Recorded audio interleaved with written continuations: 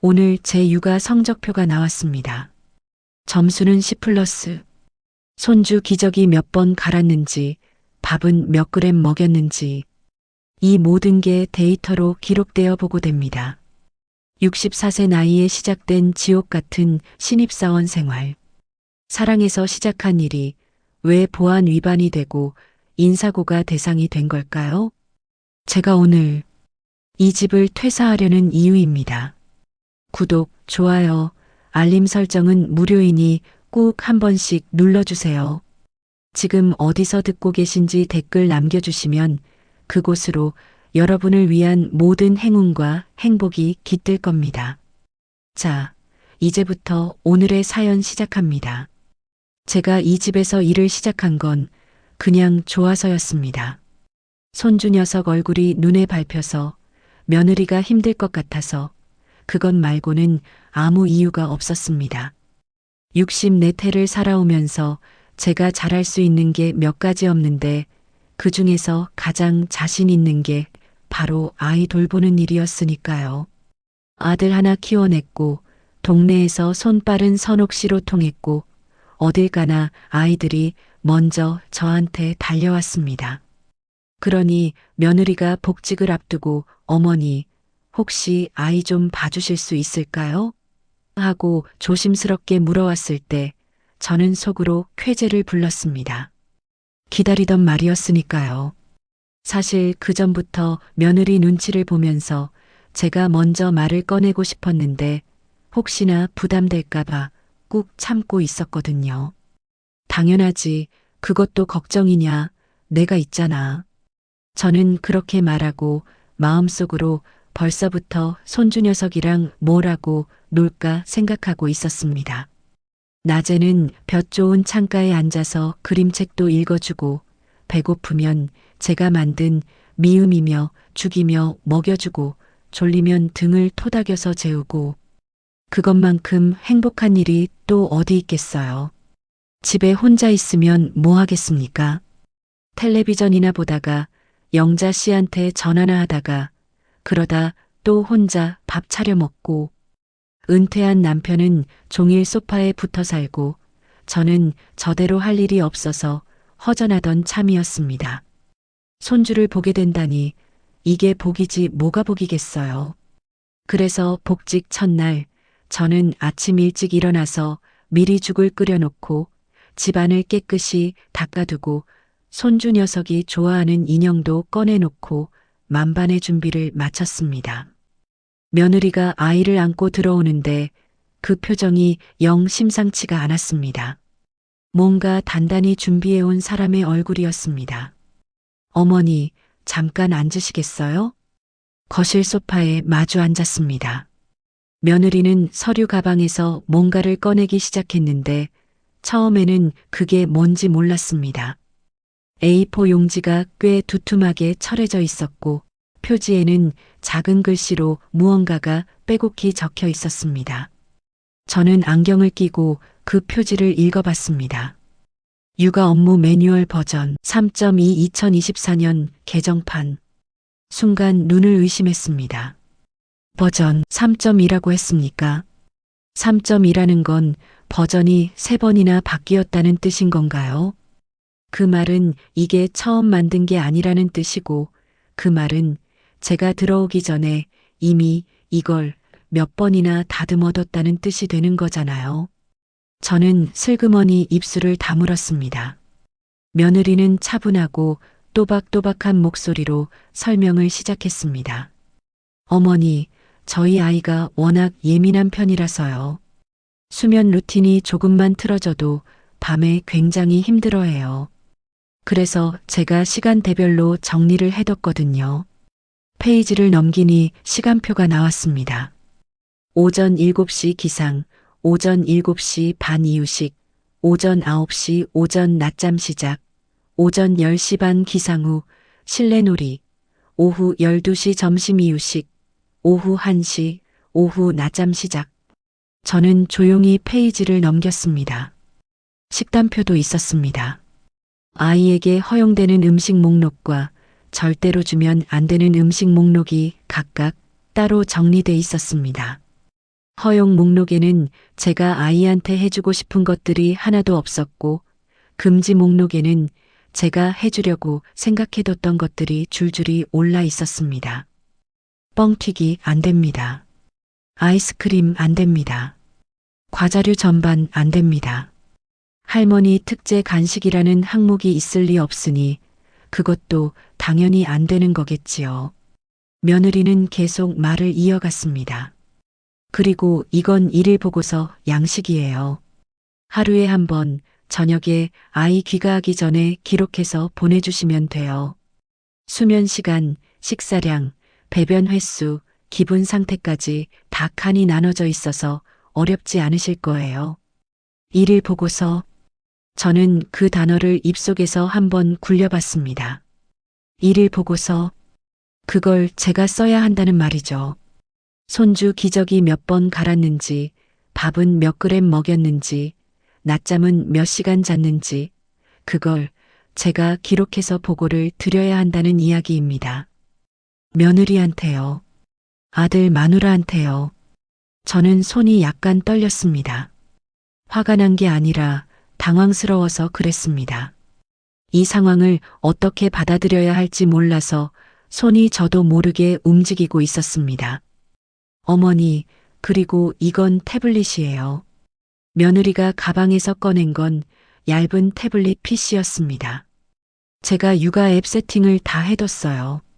아이 수유하거나 낮잠 재울 때마다 여기 눌러서 기록하시면 돼요. 어렵지 않으세요. 버튼 하나면 되니까요. 태블릿을 제 손에 쥐어주면서 며느리는 잠깐 웃었습니다. 따뜻한 웃음은 아니었습니다. 업무 인수인계를 마친 팀장이 신입사원한테 짓는 그런 미소였습니다.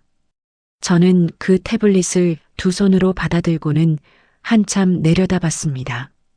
화면에는 분홍색의 아이콘이 떠 있었고 오늘의 첫 기록을 시작해 보세요. 라는 문구가 반짝이고 있었습니다. 아들은 옆에서 아무 말도 안 했습니다. 제 아들 말입니다. 제가 낳아서 키운 제 아들이 거기 앉아서 그냥 커피만 마시고 있었습니다. 불편해 보이긴 했습니다. 눈치를 보는 것 같기도 했습니다. 하지만 뭔가 한마디 해줄 것 같더니 결국 이렇게 말했습니다. 엄마, 요즘 다들 그렇게 해. 어렵지 않아. 나중에 내가 앱 사용법 가르쳐 줄게. 그게 전부였습니다. 저는 그 말을 듣고 잠시 눈을 감았습니다. 내가 지금 뭘 하고 있는 건가? 손주를 사랑해서 보겠다고 한 건데 내가 지금 어디 취직을 한 건가? 그런 생각이 드는데도 이상하게 입이 떨어지질 않았습니다. 며느리가 열심히 준비해 온 게 보였으니까요. 그 두꺼운 매뉴얼이 버전 3.2라는 게 그게 얼마나 공을 들인 건지 모르지 않으니까요.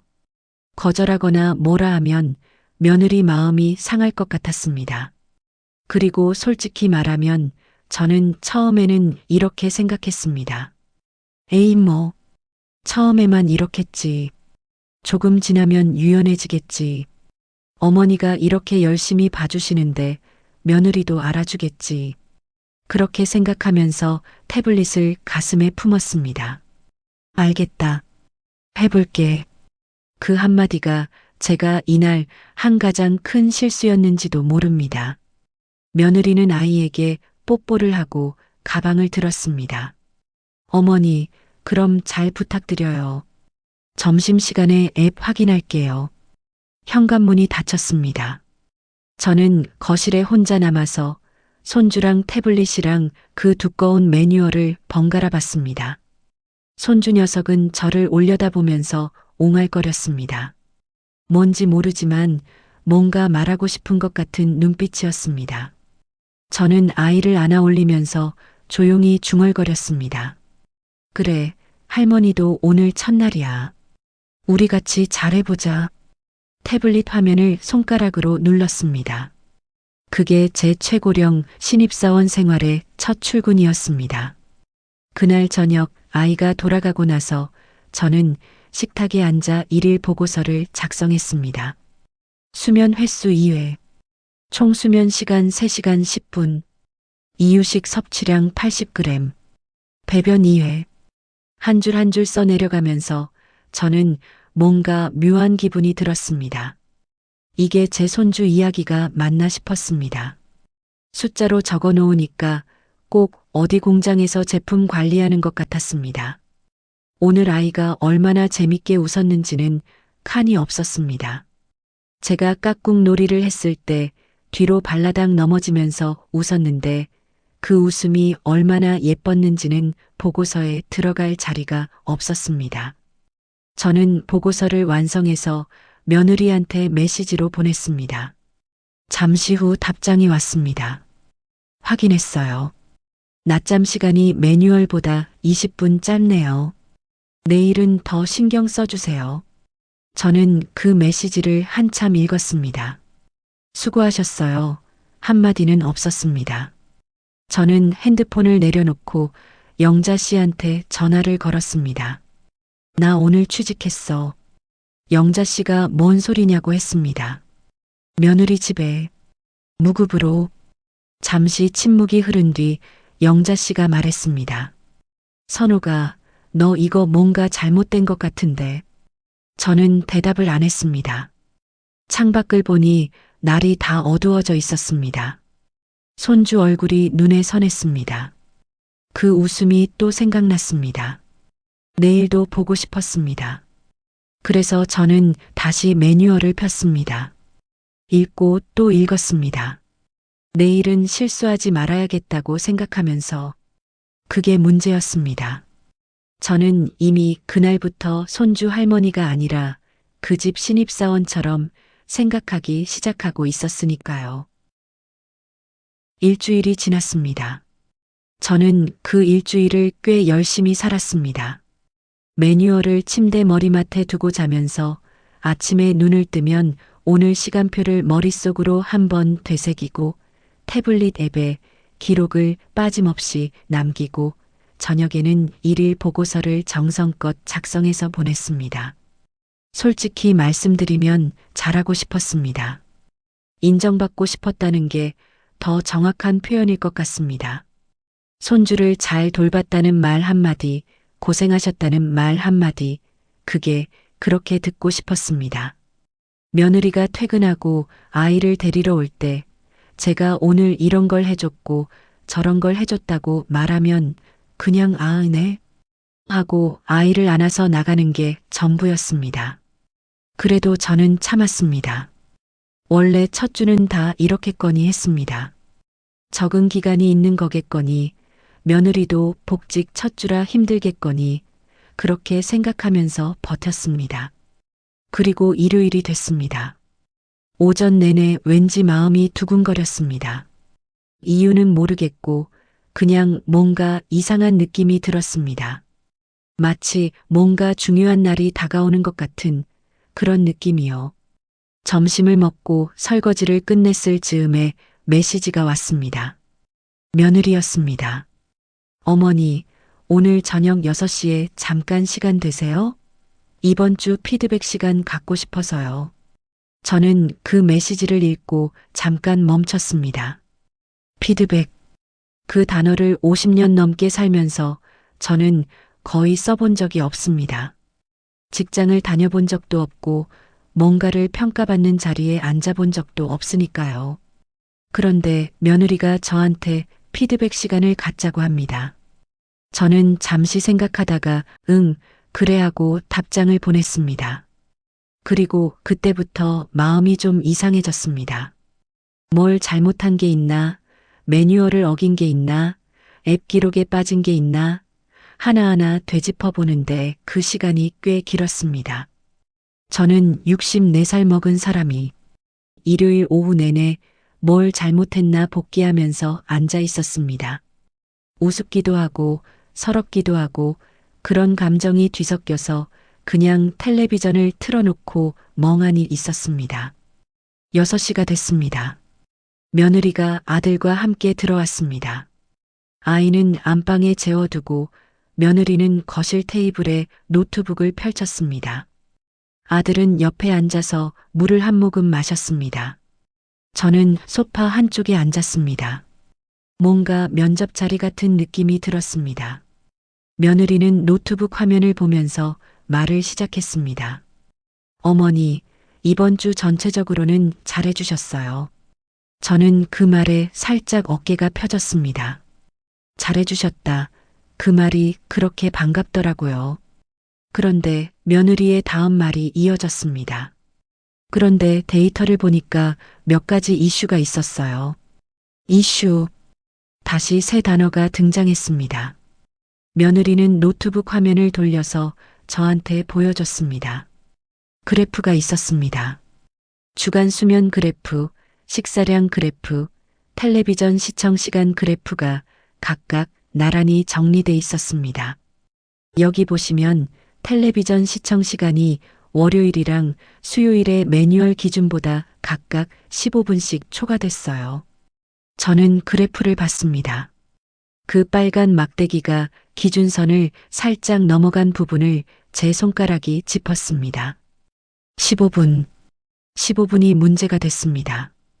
어머니, 아이 눈 건강이랑 수면에 직결되는 부분이라 이 부분은 꼭 지켜주셔야 해요. 저는 순간 변명을 하고 싶었습니다. 그날 아이가 너무 보챘기 때문이었습니다. 달래도 달래지 않고 눕혀도 일어나고 그래서 어쩔 수 없이 아이가 좋아하는 유아 프로그램을 틀어줬더니 겨우 진정이 됐거든요. 그 15분이 무슨 방치가 아니라 살아있는 아이를 달랜 15분이었다고 말하고 싶었습니다. 그런데 입이 잘 떨어지지 않았습니다. 왜 그랬는지 지금도 잘 모르겠습니다. 그냥 그 분위기가 뭔가 제 말을 막는 것 같았습니다. 며느리는 계속 말했습니다. 그리고 화요일에 낮잠 시간이 45분 짧았어요. 오후에 아이 컨디션이 안 좋았던 게 여기서 비롯된 거라고 보거든요. 저는 그날도 기억납니다. 아이가 영 잠을 안 자려고 해서 억지로 재울 수도 없고 옆에서 같이 누워서 기다리다가 저도 깜빡 잤습니다. 아이가 먼저 일어나서 울고 있는 걸 깨서 봤을 때 얼마나 미안했는지 모릅니다. 매뉴얼을 어기고 싶어서 어긴 게 아니었습니다. 그런데 그 사정을 어떻게 다 설명합니까? 아들이 옆에서 조용히 말했습니다. 엄마, 그날 좀 힘들었지? 그래도 앞으로는 알람 맞춰두면 좋을 것 같아. 저는 그 말이 도움이 된 건지 아닌 건지 아직도 모르겠습니다. 알람. 내가 손주 낮잠 시간에 알람을 맞춰야 한다는 말이죠. 며느리는 노트북을 다시 자기 쪽으로 돌리더니 뭔가 클릭했습니다. 그래서 이번 주 종합평가는 C+로 드리려고요. 저는 그 말을 듣고 잠깐 멈췄습니다. C+? 성적표가 나왔습니다. 저한테요. 64짜리 할머니한테 이번 주 육아 성적은 C+라고 통보가 됐습니다. 전반적인 성실도는 높으셨어요. 기록도 잘 해주셨고요. 다만 몇 가지 주요 지표에서 미달이 있었기 때문에 B를 드리기는 어렵고요. 그래도 첫 주니까 C+로 드리는 거예요. 첫 주니까 C+라고 했습니다. 그 말이 위로인지 평가인지 저는 잘 모르겠습니다. 저는 그 자리에서 아무 말도 못했습니다. 뭔가 말을 해야 할 것 같은데 입이 그냥 닫혀 있었습니다. 마음속으로는 이런 말들이 올라왔습니다. 나는 그 아이를 사랑해서 봤다고. 밥 먹이면서 숟가락에 후 불어가면서 시켜줬고 낮잠 재우면서 등 토닥이다가 팔 저려도 안 빼고 버텼고 아이가 웃을 때마다 내 가슴이 이렇게 가득 찼다고. 그게 C+라고요. 그 말을 하고 싶었습니다. 그런데 못했습니다. 며느리가 틀린 말을 하는 건 아니니까요. 15분은 15분이고 45분은 45분이니까요. 그 숫자가 잘못된 건 아니니까요. 저는 그냥 고개를 끄덕였습니다. 그래. 다음 주에는 더 잘할게. 그 말이 입에서 나오는 순간 저는 제 목소리가 낯설었습니다. 이게 내 목소리인가 싶었습니다. 60년 넘게 살면서 이런 목소리를 낸 적이 없었거든요. 이렇게 작아진 목소리 말입니다. 며느리는 노트북을 닫으면서 살짝 웃었습니다. 어머니, 다음 주에 잘해주시면 비는 드릴 수 있어요. 비를 주겠다고 했습니다. 저는 그 말에 뭔가 반응을 해야 할 것 같아서 살며시 입꼬리를 올렸습니다. 웃는 게 맞는 건지 모르겠지만 그냥 그렇게 했습니다. 아들이 일어나면서 제 어깨를 한번 두드렸습니다. 엄마, 수고해. 밥은 먹고 가. 저는 고개를 저었습니다. 먹고 싶지 않았습니다. 그들이 돌아가고 저는 거실에 혼자 앉았습니다. 테이블 위에는 며느리가 두고 간 다음 주 피드백 체크리스트가 있었습니다. 미리 주는 거라고 했습니다. 이 항목들을 내주에 잘 지키면 된다는 뜻이었습니다. 저는 그 종이를 집어들고 한참 봤습니다. 12개 항목이 있었습니다. 수면 시간 준수, 식사량 달성률, 야외 활동 시간, 실내 온도 유지, 텔레비전 시청 제한, 낮잠 기상 후 놀이 연계. 저는 12번 항목을 세웠습니다. 12개를 다 지키면 비를 받을 수 있다고 했습니다. 그리고 이런 생각이 들었습니다. 내가 왜 비를 받으려고 애를 쓰고 있는 걸까? 내가 여기서 뭘 하고 있는 걸까? 손주 보는 게 이렇게 피곤한 일이었나? 아니, 손주 보는 건 피곤하지 않습니다. 손주는 예쁩니다. 손주가 웃을 때, 손주가 제품에 파고들 때, 그건 세상에 둘도 없이 좋습니다. 피곤한 건 그게 아니에요. 이 평가가 피곤한 겁니다. 잘하고 싶은데 뭐가 잘하는 건지 모르겠고, 열심히 했는데 숫자가 틀리면 시가 되고, 다음 주엔 비 받아보려고 또 이우종이 붙들고 앉아야 하고, 그게 피곤한 겁니다. 저는 영자 씨한테 전화를 걸었습니다. 영자야, 왜 또 무슨 일 있어? 나 오늘 C 플러스 받았어. 잠시 침묵이 흘렀습니다. 선호가, 그게 무슨 소리야? 며느리한테 이번 주 육아 성적 받았다고. C 플러스? 영자 씨가 한동안 아무 말도 안 했습니다.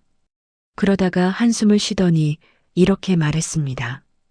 야, 너 지금 거기서 뭐 하는 거야, 진짜로. 저는 대답하지 못했습니다. 창밖을 봤습니다. 일요일 저녁 하늘이 붉게 지고 있었습니다. 내일부터 또 한 주가 시작됩니다. 저는 체크리스트를 냉장고에 붙여뒀습니다. 잘 보이는 곳에 잊어버리지 않으려고. 비를 받고 싶어서가 아니었습니다. 그냥 이왕 하는 거 덜 혼나고 싶어서였습니다. 그게 제가 그날 밤 잠자리에 들면서 한 생각의 전부였습니다. 덜 혼나고 싶다. 64살이 된 제가 며느리한테 덜 혼나고 싶다는 마음으로 잠이 든 겁니다. 그날 밤 꿈에 손주가 나왔습니다. 꿈속에서 손주가 저한테 깍꿍 놀이를 하자고 했습니다. 저는 이불을 뒤집어 쓰고 짜잔하고 나왔습니다. 손주가 까르르 웃었습니다. 그 웃음소리에 저도 웃었습니다. 꿈이라서 다행이었습니다. 거기엔 그래프도 없고 체크리스트도 없고 그냥 우리 둘뿐이었으니까요. 화요일이었습니다. 오전 내내 날씨가 흐렸습니다. 아이는 아침부터 컨디션이 좋지 않았습니다. 어제 잠을 제대로 못 잔 탓인지 아니면 그냥 그런 날인지 눈가가 벌게서 들어왔습니다. 저는 아이를 받아 안으면서 이마를 짚어봤습니다. 열은 없었습니다. 그냥 칭얼칭얼하는 날인 것 같았습니다. 아이를 키워본 사람은 압니다. 이런 날이 있어요. 별 이유 없이 그냥 모든 게 다 싫은 날. 밥도 싫고 장난감도 싫고 하늘도 흐리고 세상이 그냥 뜻대로 안 되는 날. 어른도 그런 날이 있는데 아이라고 없겠습니까? 저는 매뉴얼대로 오전 일정을 시작했습니다. 7시 반 이유식, 9시 낮잠. 그런데 이유식을 앞에 놓으니까 아이가 고개를 획 돌려버렸습니다.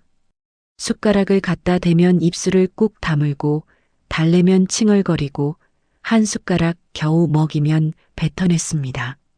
저는 이마에 땀이 맺히는 걸 느끼면서도 계속 시도했습니다. 앱에 식사량을 기록해야 하니까요.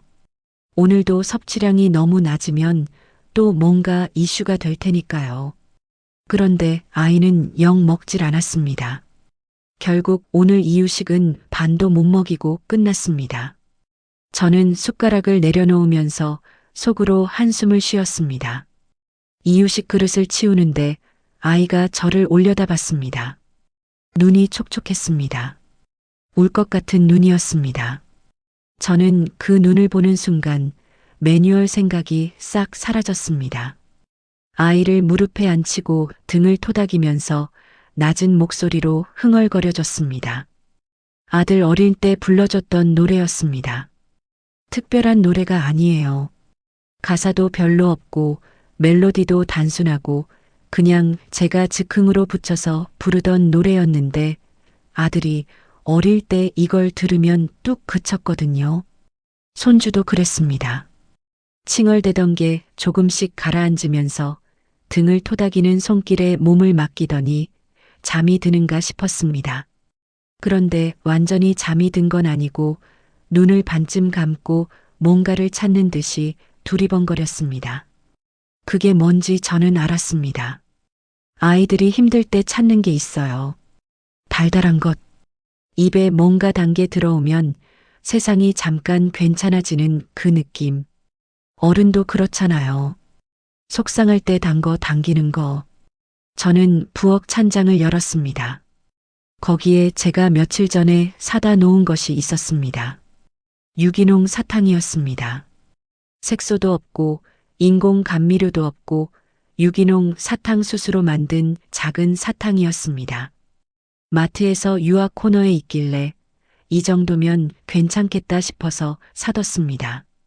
매뉴얼에는 간식 관련해서 뭔가 적혀 있었는데 저는 그 순간 그 페이지가 정확히 기억나지 않았습니다.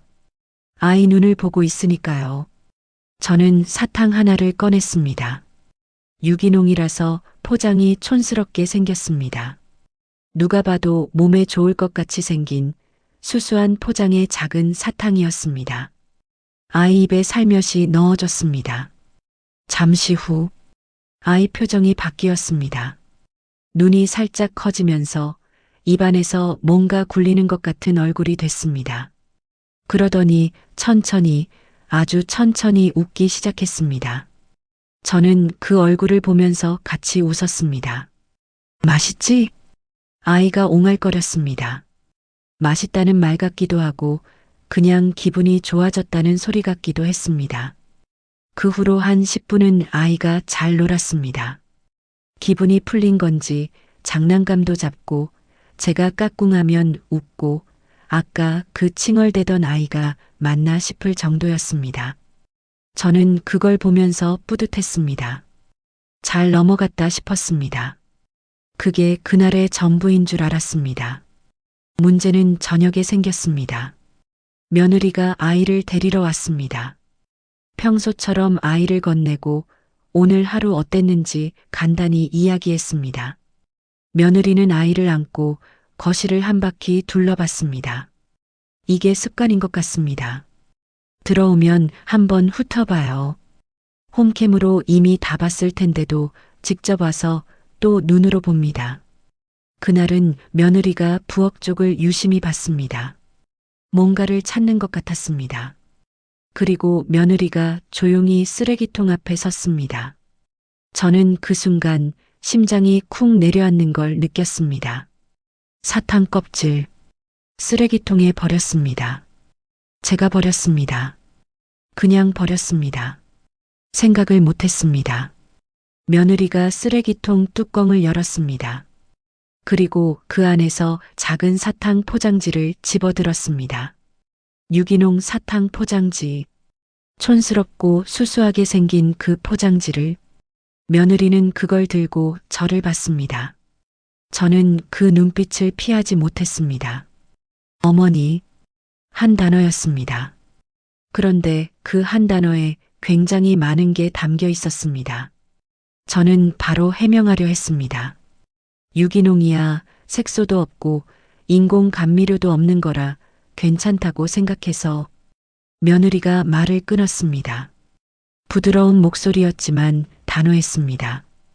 어머니, 매뉴얼 8페이지에 당류 첨가 간식은 돌 이전까지 일절 금지라고 나와 있어요. 일절 금지. 저는 그 말을 들으면서 뭔가 항변하고 싶었습니다. 유기농이라고, 작은 거 하나라고, 아이가 힘들어하는 걸 달래려고 준 거라고. 그런데 며느리는 이미 핸드폰을 꺼내서 뭔가를 타이핑하고 있었습니다. 이건 보안 위반이에요. 보안 위반. 저는 그 단어를 처음 들었습니다. 아니, 단어는 알지요. 그런데 제가 손주한테 사탕 하나 준 게 보안 위반이 되는 세상은 처음 살아봤습니다. 그래서 오늘부로 간식 관련 권한은 어머니한테서 일시 정지하려고요. 권한. 간식 권한.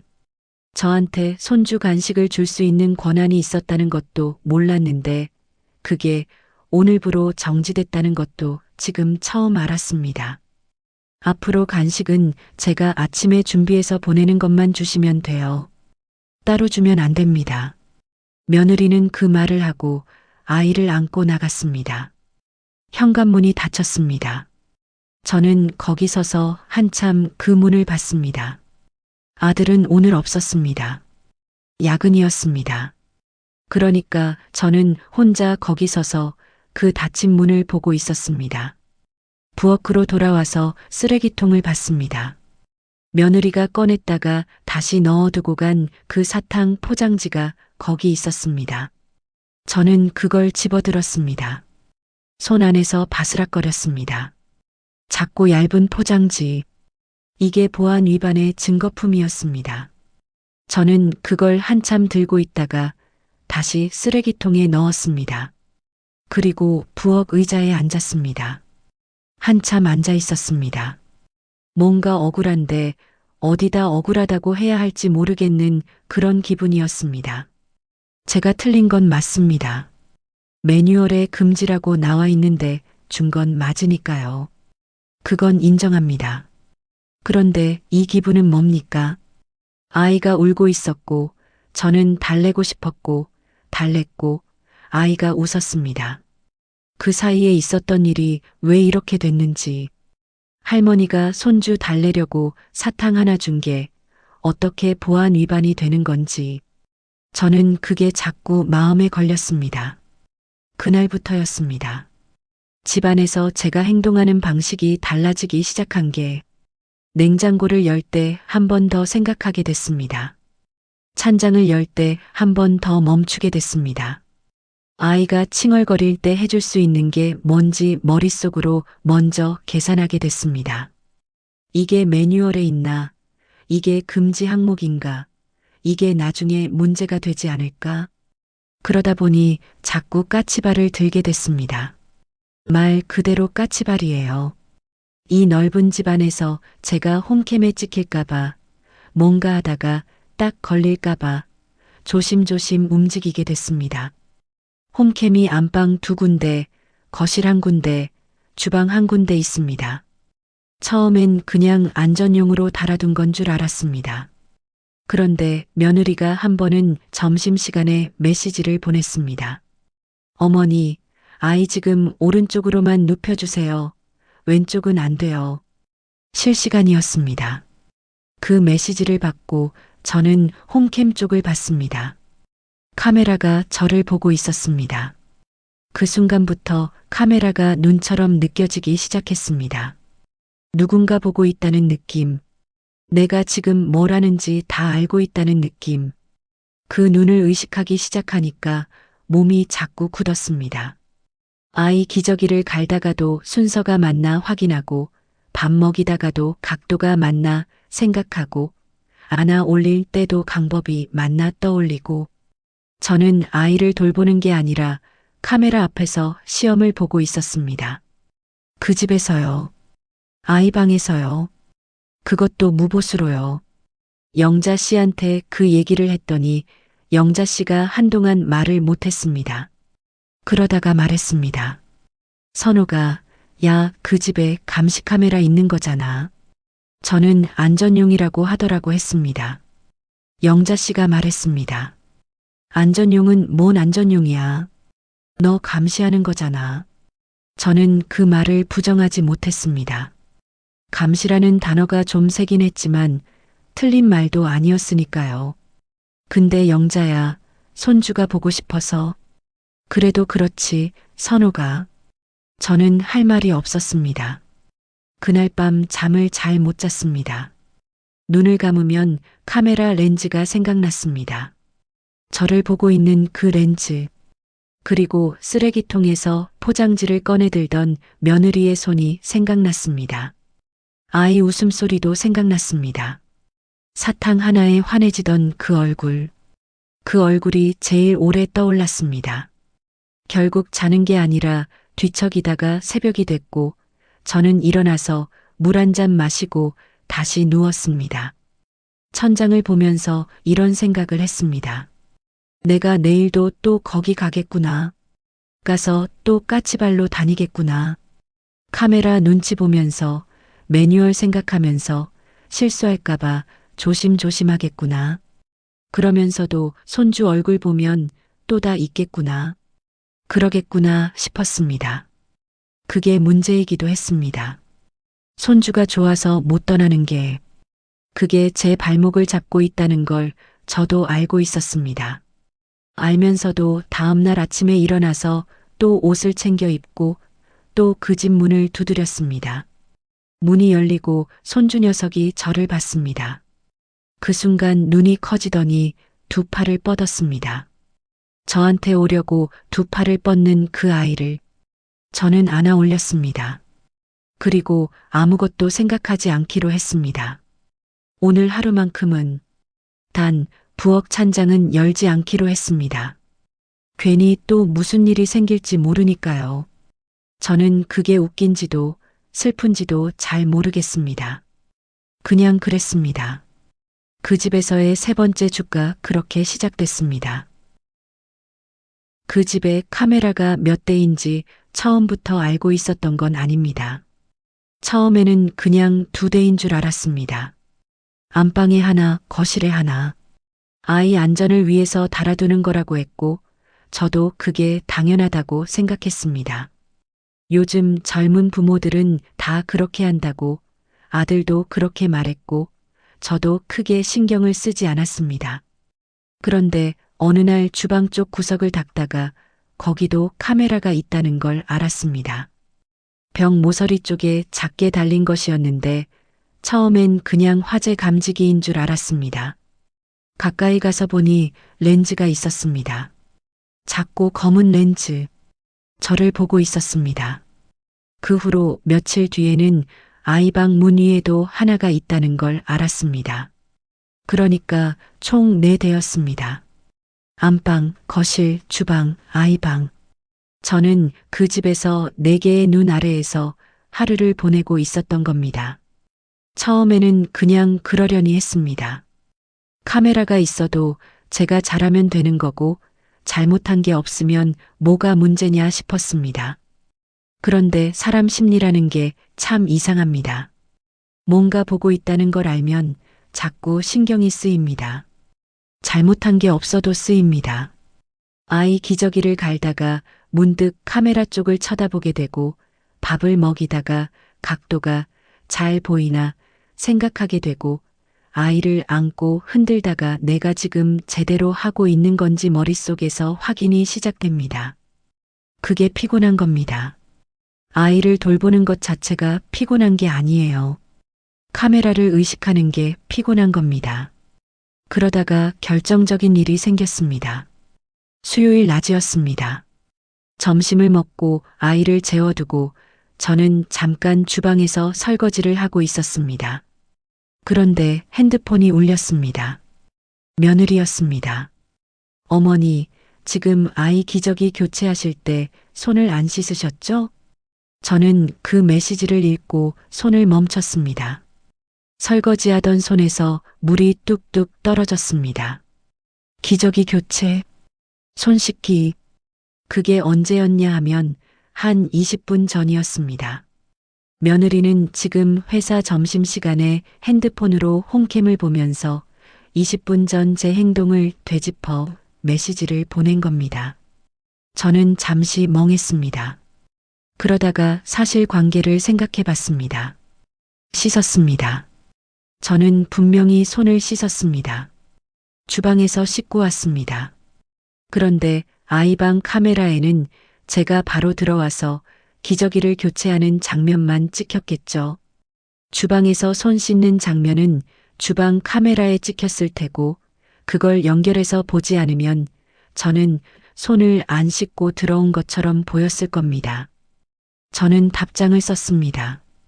아이방 들어가기 전에 주방에서 씻었어.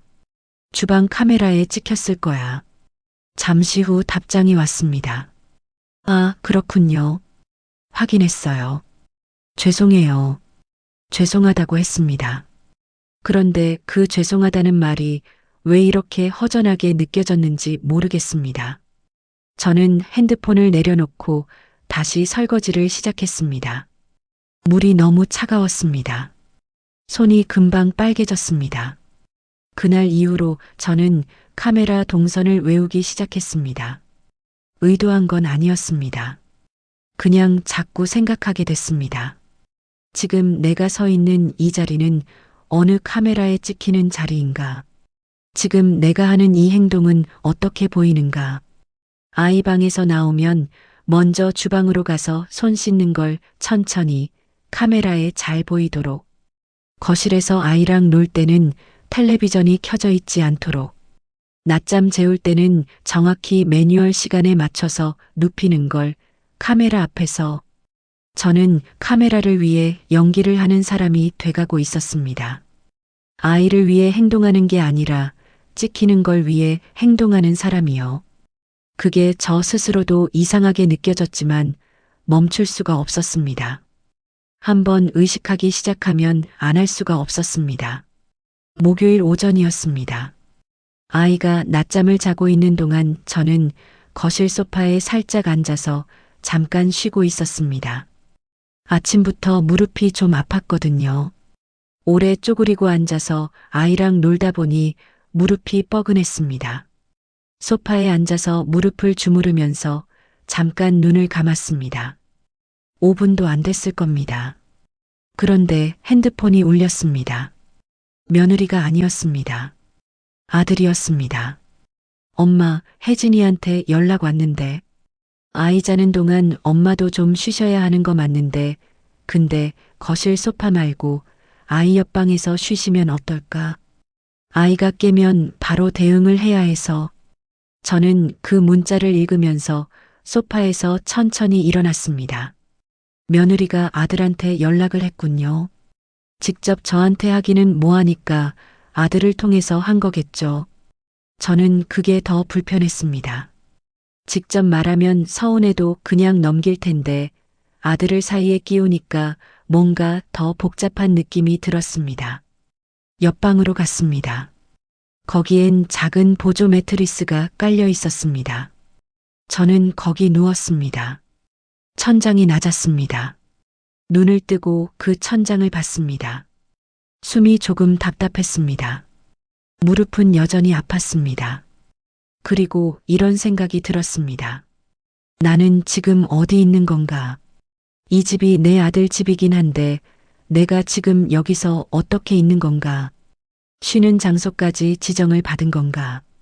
거실 소파에서 쉬면 안 된다는 건가? 그 물음에 대한 답을 저는 찾지 못했습니다. 찾으려고 하지도 않았습니다. 그냥 눈을 감았습니다. 쉬어야 했으니까요. 무릎이 진짜로 아팠으니까요. 그 후로 며칠이 지나는 동안 저는 점점 말수가 줄었습니다. 아이랑은 여전히 이야기했습니다. 할머니가 이거 해줄까, 저거 해줄까, 맛있지, 예쁘지. 그 이야기는 했습니다.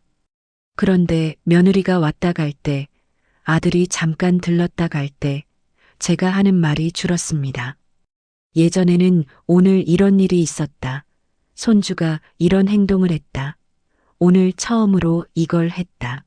신나서 이야기하려 했는데 이제는 뭔가 이야기하려다가 멈추게 됐습니다. 이게 말할 만한 건지, 이걸 말하면 또 뭔가 지적을 받는 건 아닌지 그 생각이 먼저 왔습니다. 그러니 입이 닫혔습니다. 영자 씨가 전화해서 요즘 왜 목소리가 그러냐고 했습니다. 저는 괜찮아 했습니다. 선호가 너 요즘 많이 위축된 것 같아. 위축.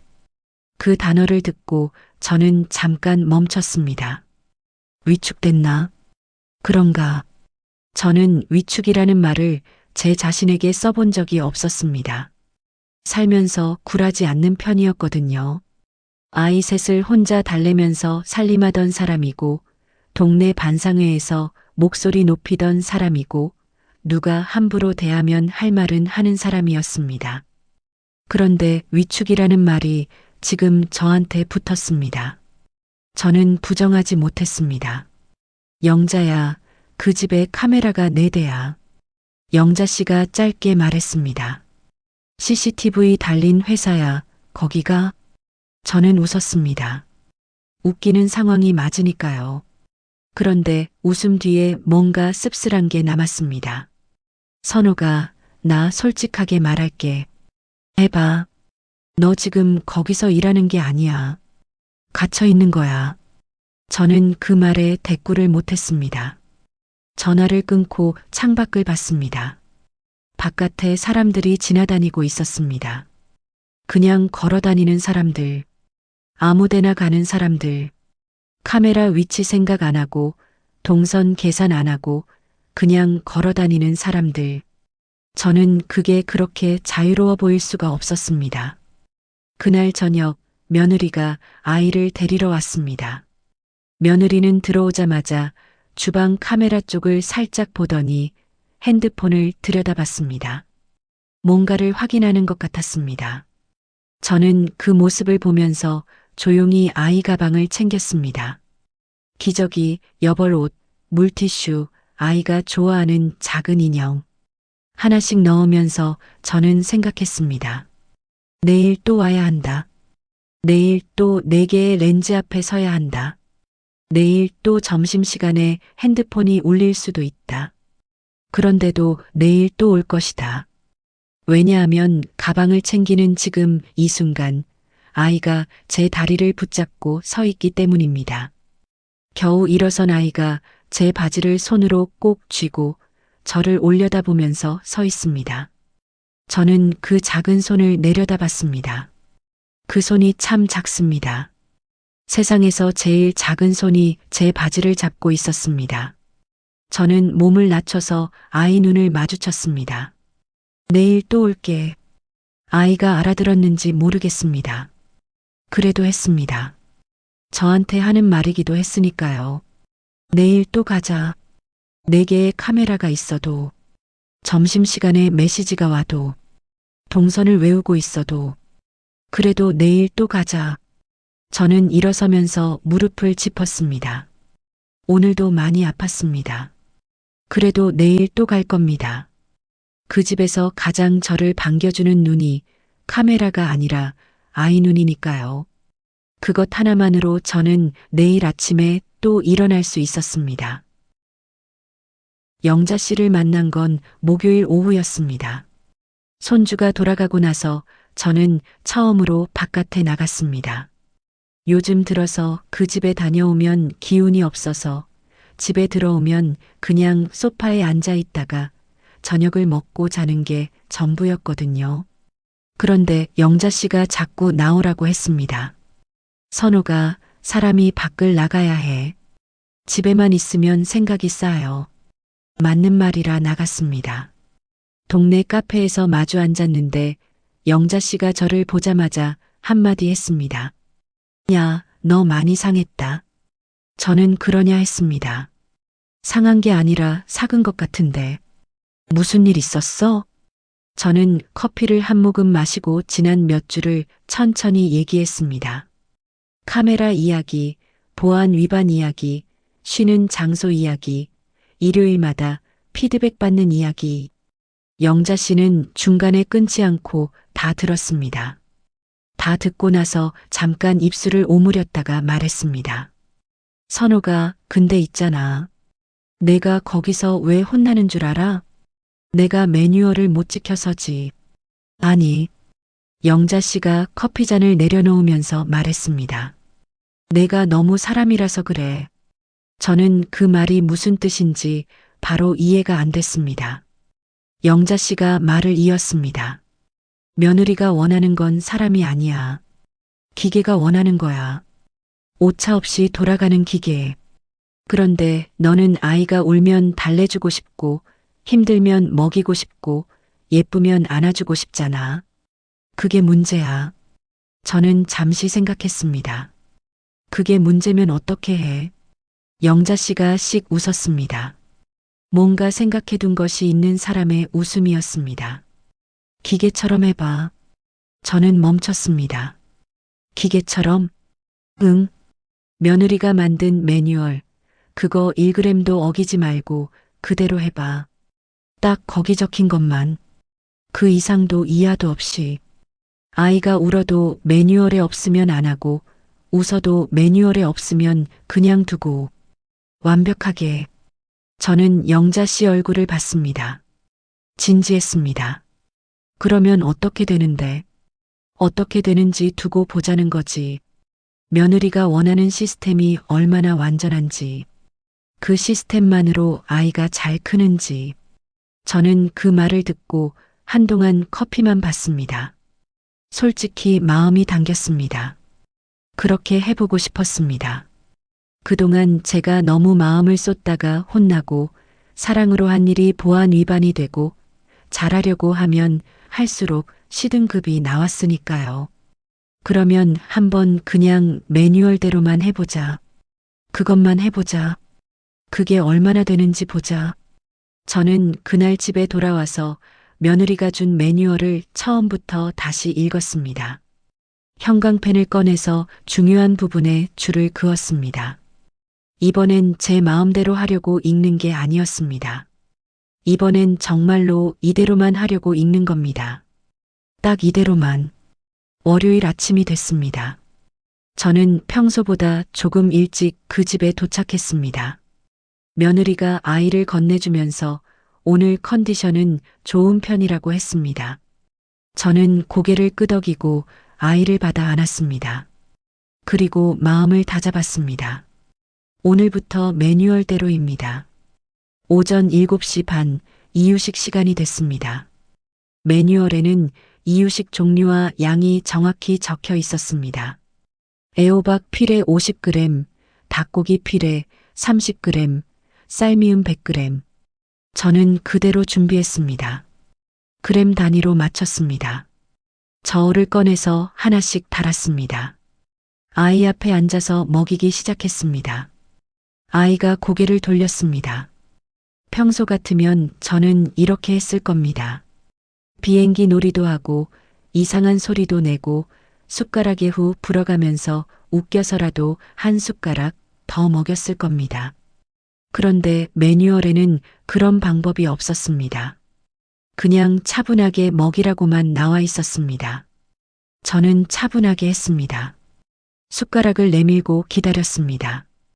아이가 안 먹으면 잠깐 기다렸다가 다시 내밀고 그렇게 했습니다. 결국 오늘 섭취량은 기준치의 60%였습니다. 저는 앱에 기록했습니다. 60%. 평소보다 적었습니다. 제가 비행기 놀이를 했을 때는 90%도 먹였는데요. 오전 9시 낮잠 시간이 됐습니다. 저는 아이를 눕혔습니다. 아이는 아직 눈이 말똥말똥했습니다.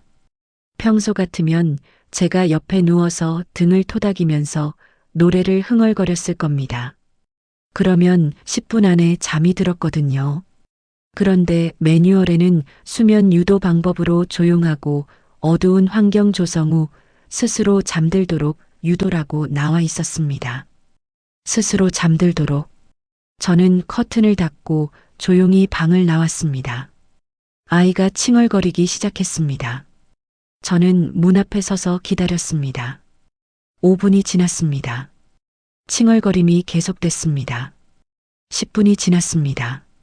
소리가 커졌습니다. 저는 손잡이를 잡았다가 놓았습니다. 매뉴얼에는 10분까지는 기다리라고 나와 있었습니다. 10분 후에도 울면 들어가서 확인하라고. 저는 초침을 세면서 기다렸습니다. 딱 10분 후에 들어갔습니다. 아이는 눈이 빨개져 있었습니다. 그렇게까지 운 적이 없었는데 저는 아이를 안아 올리면서 가슴이 저렸습니다. 매뉴얼대로 하는 게 맞는 건데 이게 왜 이렇게 마음이 안 좋은 건지 모르겠습니다. 그런데 저는 참았습니다. 이번엔 제대로 해보기로 했으니까요. 그렇게 한 주가 지났습니다. 매뉴얼대로 한 주였습니다. 식사는 정해진 것만, 정해진 양만. 수면은 정해진 시간에, 정해진 방법으로. 놀이도 매뉴얼에 나온 발달 놀이만. 제가 좋아서 하던 깍꿍 놀이는 매뉴얼 어디에도 없었습니다. 제가 흥얼거리던 그 이름 없는 노래도 매뉴얼에 없었습니다. 저는 그것들을 안 했습니다. 딱 나와 있는 것만 했습니다. 그런데 뭔가 이상한 일이 생기기 시작했습니다. 아이가 달라졌습니다. 처음 며칠은 잘 모르겠더니 주가 지나면서 확실히 느껴졌습니다. 아이가 자꾸 저를 올려다봤습니다. 뭔가를 기다리는 눈빛으로요. 예전에 제가 깍꿍하면 넘어지게 웃던 그 눈빛으로 이제 기다리는 겁니다. 그런데 제가 깍꿍을 안 합니다. 아이가 손을 뻗어서 제 얼굴을 잡으려 합니다. 저는 살며시 손을 내려놓고 매뉴얼에 나온 장난감을 내밀었습니다. 아이는 장난감을 잠깐 보다가 내팽개쳤습니다. 그리고 다시 저를 봤습니다. 그 눈빛이 참 힘들었습니다.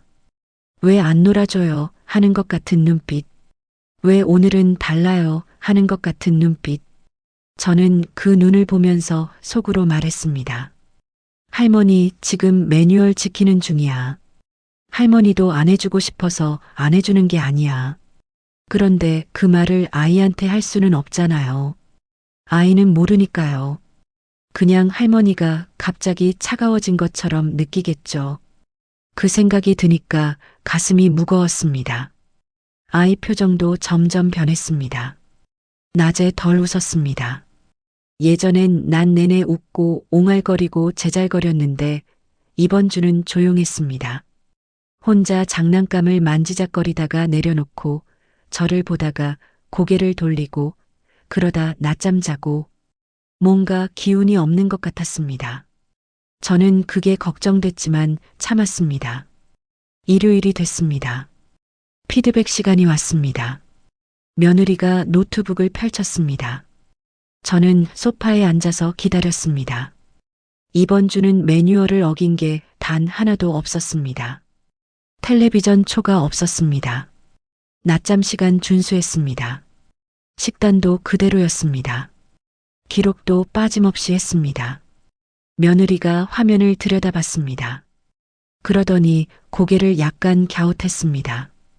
어머니, 이번 주 수치는 완벽하네요. 완벽하다고 했습니다. 저는 기다렸습니다. 모든 지표가 기준 이상이에요. 수면 준수율 100%, 식단 준수율 100%, 기록 누락 0건. 며느리가 잠깐 멈췄습니다. 그런데 이상하게 아이 얼굴이 좀 그렇더라고요. 이번 주에 저는 속으로 생각했습니다. 그렇죠. 이상하죠. 며느리가 말했습니다. 홈캠으로 보니까 애가 좀 가라앉은 것 같더라고요. 평소보다 덜 웃는 것 같기도 하고. 어머니, 아이 컨디션이 좀 안 좋았나요? 저는 그 말을 듣고 잠깐 머뭇거렸습니다. 할까 말까? 그냥 응, 좀 그랬어 하고 넘길까? 아니면 이야기할까? 저는 입을 열었습니다. 매뉴얼대로만 했어. 며느리가 저를 봤습니다. 네. 이번 주는 매뉴얼에 있는 것만 했어. 그 이상은 아무것도 안 했어. 며느리가 말이 없었습니다. 저는 계속했습니다. 깍꿍 놀이는 매뉴얼에 없어. 내가 노래 흥얼거려주는 것도 매뉴얼에 없고, 아이가 손 뻗을 때 안아서 흔들어주는 것도 매뉴얼에 없어서 안 했어. 대신 매뉴얼에 나온 발달 놀이는 시간 맞춰서 다 했고 거실이 조용해졌습니다. 아들이 옆에서 물을 마시다가 멈췄습니다. 며느리가 잠시 화면을 봤다가 저를 봤습니다. 뭔가 생각하는 얼굴이었습니다. 저는 그 얼굴을 보면서 기다렸습니다. 이 상황이 불편했습니다. 제가 이러려고 한 건 아닌데 영자 씨 말대로 했더니 이렇게 됐습니다. 아이한테 미안했고 며느리 앞에서 이걸 말하는 것도 썩 기분이 좋지 않았습니다. 그런데 뭔가 말을 해야 할 것 같았습니다. 이대로 넘어가면 안 될 것 같았습니다. 며느리가 입을 열었습니다. 어머니, 그건. 그런데 거기서 말을 멈췄습니다. 뭔가 하려다가 멈춘 것 같았습니다. 대신 아들이 말했습니다. 엄마, 그래도 아이한테 그냥 기계적으로 할 수는 없잖아. 저는 아들을 봤습니다. 그래서 내가 기계적으로 했더니 아이가 저렇게 됐잖아. 아들이 할 말을 잃었습니다. 며느리가 노트북을 닫았습니다. 천천히 조용히 닫았습니다. 그리고 한동안 아무도 말을 안 했습니다. 저는 그 침묵을 깨고 싶지 않았습니다. 이미 할 말은 했으니까요. 더 할 말은 없었습니다. 그냥 이 침묵이 뭔가를 해주길 바랐습니다. 며느리가 자리에서 일어나면서 말했습니다. 오늘은 여기까지 할게요. 피드백이 끝났습니다. 이번 주는 B+였습니다. 지표가 완벽했으니까요. 그런데 저는 B+가 하나도 기쁘지 않았습니다. 그들이 돌아가고 혼자 앉아서 저는 이번 주를 떠올렸습니다. 아이가 저를 올려다보던 눈빛, 손을 뻗던 그 작은 손, 제가 못 본 척했던 그 순간들, 그게 다 생각났습니다. 영자 씨한테 전화를 걸었습니다. 해봤어. 어땠어? B+ 받았어. 잘 됐네. 근데 아이한테 미안해. 영자 씨가 잠시 말이 없다가 말했습니다. 그래, 선호가. 나도 그 부분은 생각 못했다. 저는 창밖을 봤습니다. 밤이었습니다. 영자야, 내가 이번 주 깨달은 거 있어. 뭔데? 매뉴얼이 완벽해도 안 된다는 거. 아이한테는 매뉴얼에 없는 게 필요하다는 거. 영자 씨가 말했습니다. 그게 뭔데? 저는 잠깐 생각했습니다. 그리고 말했습니다. 그냥 나 같은 사람.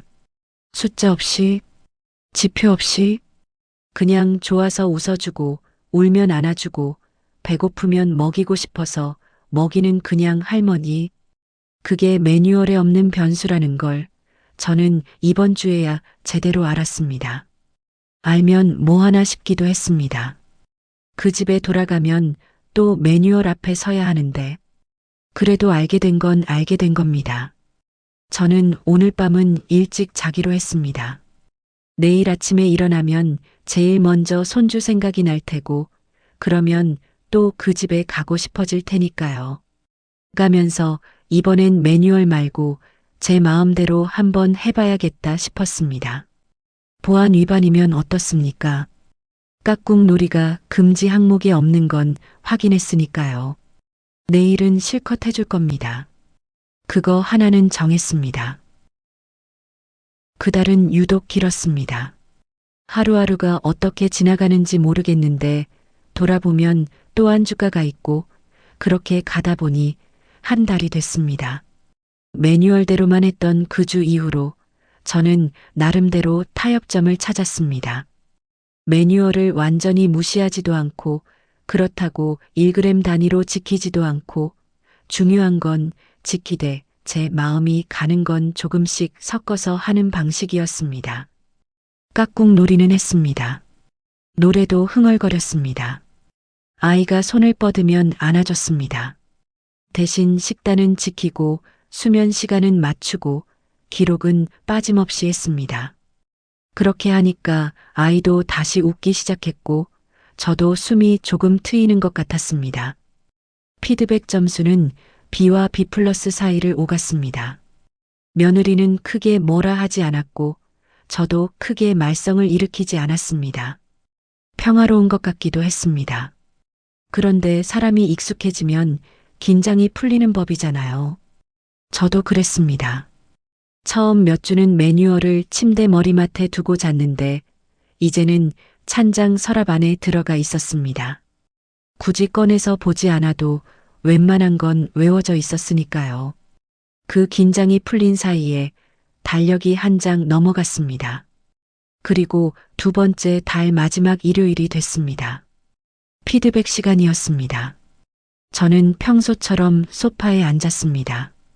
며느리는 노트북을 펼쳤고 아들은 옆에 앉았습니다. 이제 이 자리가 너무 익숙해져서 긴장도 별로 안 됐습니다. 그냥 또 비받겠거니 그렇게 생각하고 있었습니다. 며느리가 화면을 들여다보면서 말을 시작했습니다.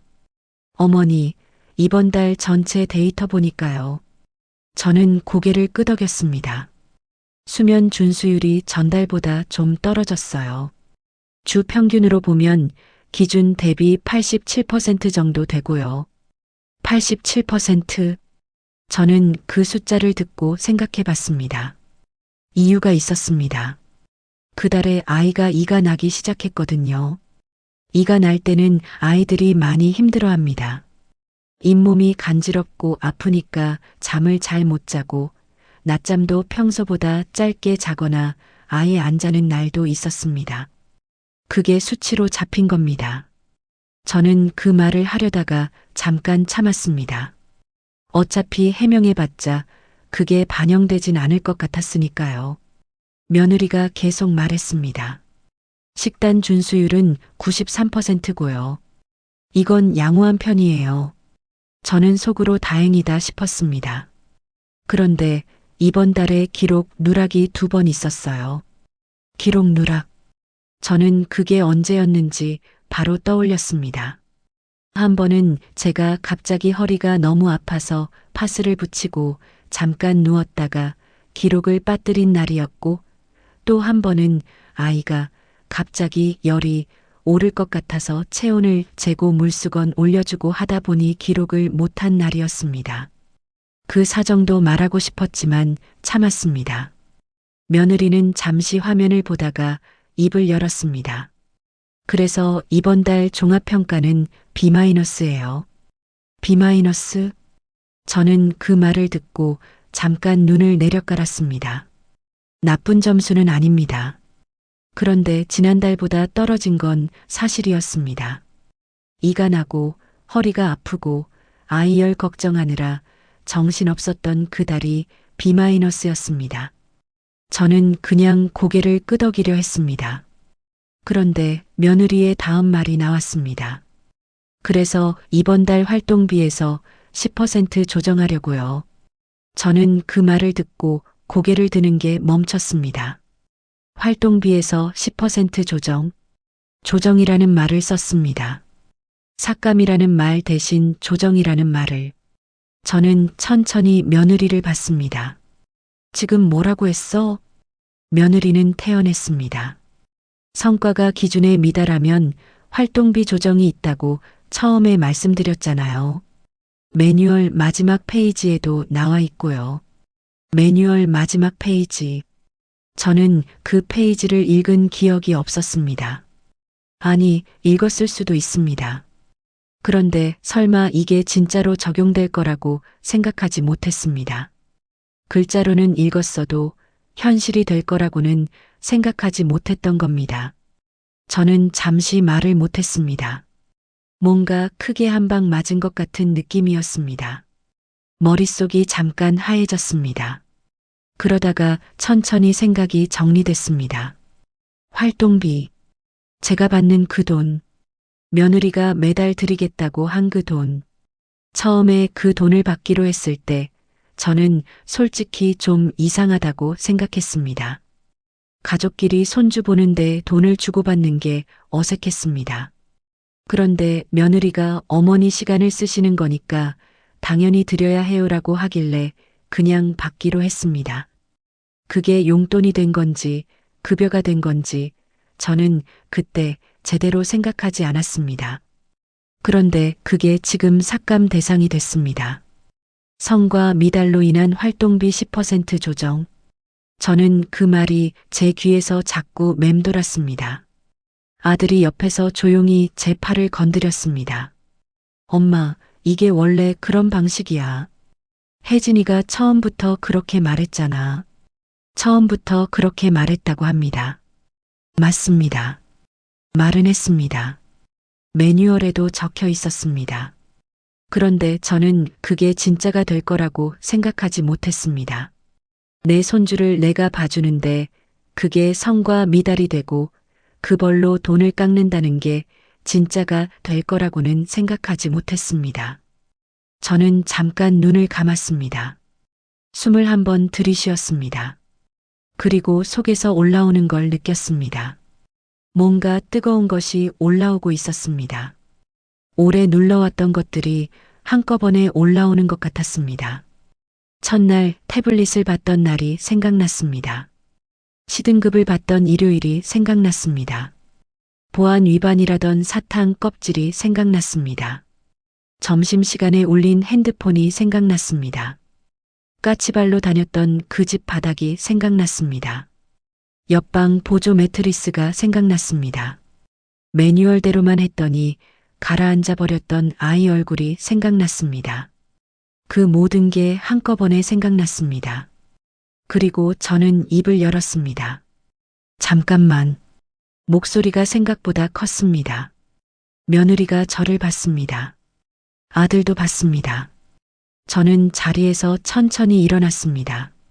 무릎이 아팠지만 그것도 지금은 모르겠습니다. 내가 할 말이 있어. 며느리가 노트북에서 손을 뗐습니다. 어머니? 저는 방으로 들어갔습니다. 거기서 태블릿을 가지고 나왔습니다. 며느리가 첫날 건네준 그 태블릿. 분홍색의 아이콘이 있는 그 태블릿. 저는 그걸 테이블 위에 내려놓았습니다. 소리가 났습니다. 탁 하고 며느리가 그 소리에 눈을 깜짝했습니다. 저는 태블릿 옆에 앉는 대신 서 있었습니다. 서서 말했습니다. 혜진아.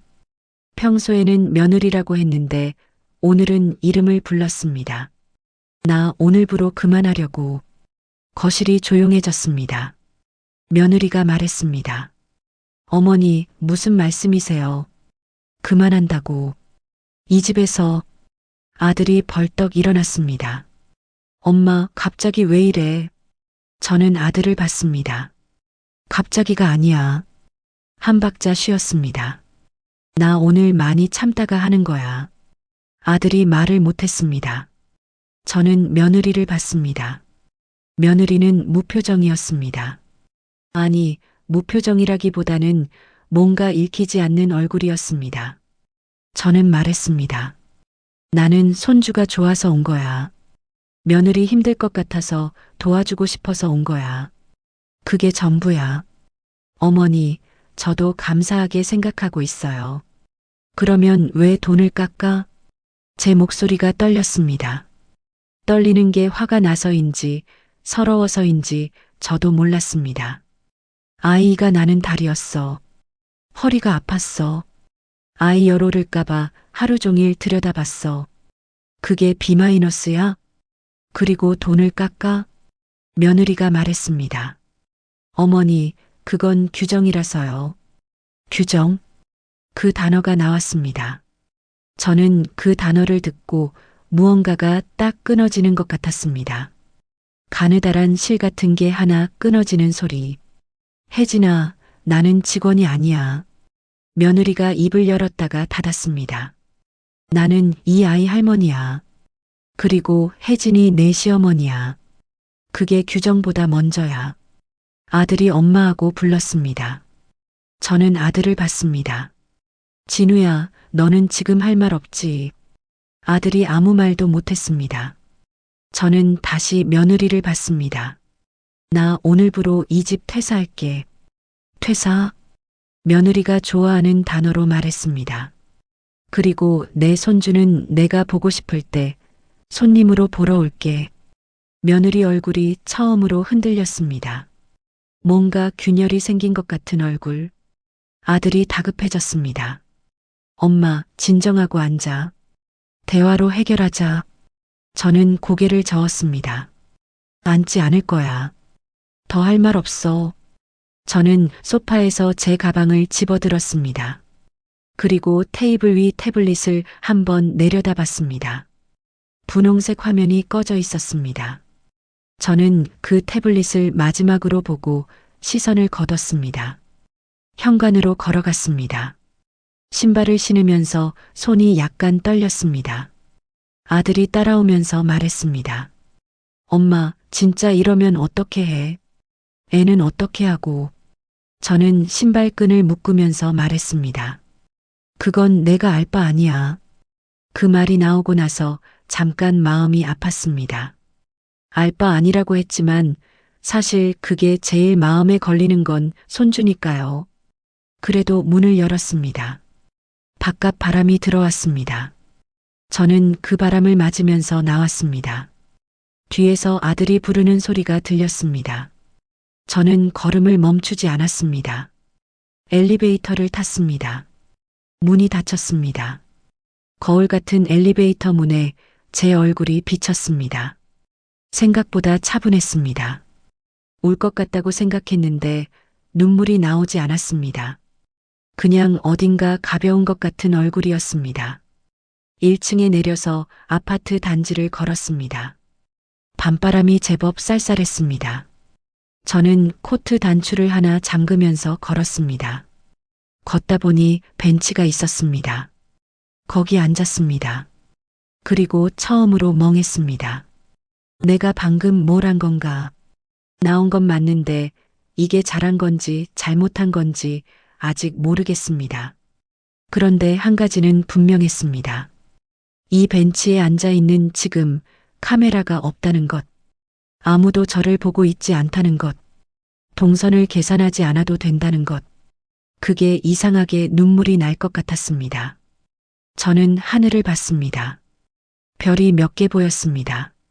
한참 봤습니다. 핸드폰이 울렸습니다. 영자 씨였습니다. 선호가 뭐해? 오늘 피드백 날 아니야? 저는 잠깐 생각하다가 말했습니다. 영자야, 나 퇴사했어. 잠시 침묵. 어디서? 며느리 집에서. 또 침묵. 그러다가 영자 씨가 말했습니다. 잘했다. 저는 그 말을 듣고서야 눈에 물이 고였습니다. 별이 흔들렸습니다. 영자야, 근데 손주 생각나? 당연하지. 내일 보고 싶으면 어떡해? 보면 되지. 퇴사했다고 할머니까지 그만둔 거 아니잖아. 저는 그 말에 잠깐 웃었습니다. 맞습니다. 퇴사는 했어도 할머니는 그만둔 게 아닙니다. 그건 누가 시켜도 누가 말려도 그만둘 수 없는 겁니다. 저는 벤치에서 일어났습니다. 다리가 조금 후들거렸습니다. 걸으면서 생각했습니다. 앞으로 어떻게 될지는 모릅니다. 며느리가 어떻게 할지도 모르고 아들이 뭐라 할지도 모르고 손주를 언제 다시 볼 수 있을지도 모릅니다. 그런데 오늘 밤은 일단 집에 가야겠습니다. 집에 가서 따뜻한 물에 발 담그고 오래간만에 텔레비전 마음껏 보고 아무 기록도 안 하고 아무 보고서도 안 쓰고 그냥 자야겠습니다. 내일 아침에 눈을 뜨면 손주 생각이 날 겁니다. 그러면 그때 또 생각하면 됩니다. 지금 당장은 그냥 걷겠습니다. 카메라 없는 이 길을, 아무도 보고 있지 않은 이 밤 길을, 원하는 대로, 원하는 속도로. 그게 오늘 제가 얻은 것이었습니다. 집이 이렇게 조용한 적이 없었습니다. 퇴사하고 나서 처음 며칠은 그 조용함이 낯설었습니다. 아침에 눈을 뜨면 습관적으로 일어나야겠다는 생각이 들었습니다. 씻고 챙겨 입고 그 집으로 가야 한다는 생각이 몸에 배어 있어서 이불 속에서 잠깐 멍하다가 아, 맞다, 안 가도 된다. 그걸 깨닫고 다시 눕는데 시간이 걸렸습니다. 이상한 일입니다. 그렇게 힘들었으면서 막상 안 가도 된다고 하니까 몸이 먼저 허전해 하는 겁니다. 손주 생각은 하루에도 몇 번씩 났습니다. 지금쯤 일어났겠다. 지금쯤 밥 먹을 시간이다. 지금쯤 낮잠 자겠네. 그 시간표가 제 머릿속에 너무 깊이 박혀 있어서 지우려고 해도 지워지지 않았습니다. 그런데 묘하게도 그 생각이 날 때마다 저는 핸드폰을 들지 않았습니다. 전화하고 싶었습니다. 아이 목소리 듣고 싶었습니다. 그런데 지금 전화하면 제가 진 것 같은 느낌이 들었습니다. 무엇을 이기고 지는 게 아닌데도 그 감정이 드는 건 어쩔 수 없었습니다. 그렇게 사흘이 지났습니다. 사흘째 되는 날 저녁에 아들한테서 전화가 왔습니다. 저는 3번 울리는 걸 보다가 받았습니다. 엄마. 아들 목소리가 평소와 달랐습니다. 평소에는 약간 가볍고 둥글둥글한 톤인데 오늘은 어딘가 피곤한 목소리였습니다. 저는 왜 하고 짧게 답했습니다. 혜진이가 베이비시터 구했어. 저는 말없이 듣고 있었습니다. 어제부터 왔는데. 그래서 잠깐 침묵이 흘렀습니다. 아들이 말했습니다. 오늘 그만뒀어. 저는 그 말을 듣고 잠깐 뭔가를 생각했습니다. 하루 만에? 응. 왜? 아들이 잠깐 머뭇거리다가 말했습니다. 매뉴얼이 너무 빡빡하다고. 저는 그 말을 듣고 뭐라고 해야 할지 몰랐습니다. 그럴 줄 알았다. 는 말은 하면 안 될 것 같았습니다. 그리고 사실 그 말이 기쁘지도 않았습니다. 제가 바란 건 며느리가 힘들어지는 게 아니었으니까요. 저는 그냥 그렇구나 했습니다. 아들이 다시 말했습니다. 엄마 혹시 진우야. 제가 먼저 말을 끊었습니다. 아들이 멈췄습니다. 다시 가달라는 말 하려는 거지. 아들이 대답을 안 했습니다. 대답을 안 한다는 게 맞다는 뜻이었습니다. 저는 잠깐 천장을 봤습니다. 나 지금 당장은 못 가. 엄마, 못 간다는 거야. 아직은. 아들이 한숨을 쉬었습니다. 그 한숨 소리가 길었습니다. 저는 그 한숨을 들으면서 마음이 좀 복잡했습니다. 아들이 힘든 거 압니다. 가운데 끼어서 이러지도 저러지도 못하는 거 압니다. 그런데 그렇다고 제가 다시 그 매뉴얼 앞에 설 준비가 된 건 아니었습니다. 전화를 끊고 저는 한동안 소파에 앉아 있었습니다. 베이비시터가 하루 만에 그만뒀다는 말이 자꾸 머릿속에 맴돌았습니다. 그리고 솔직한 마음을 들여다보자면 저는 그 말을 듣고 이런 생각이 들었습니다.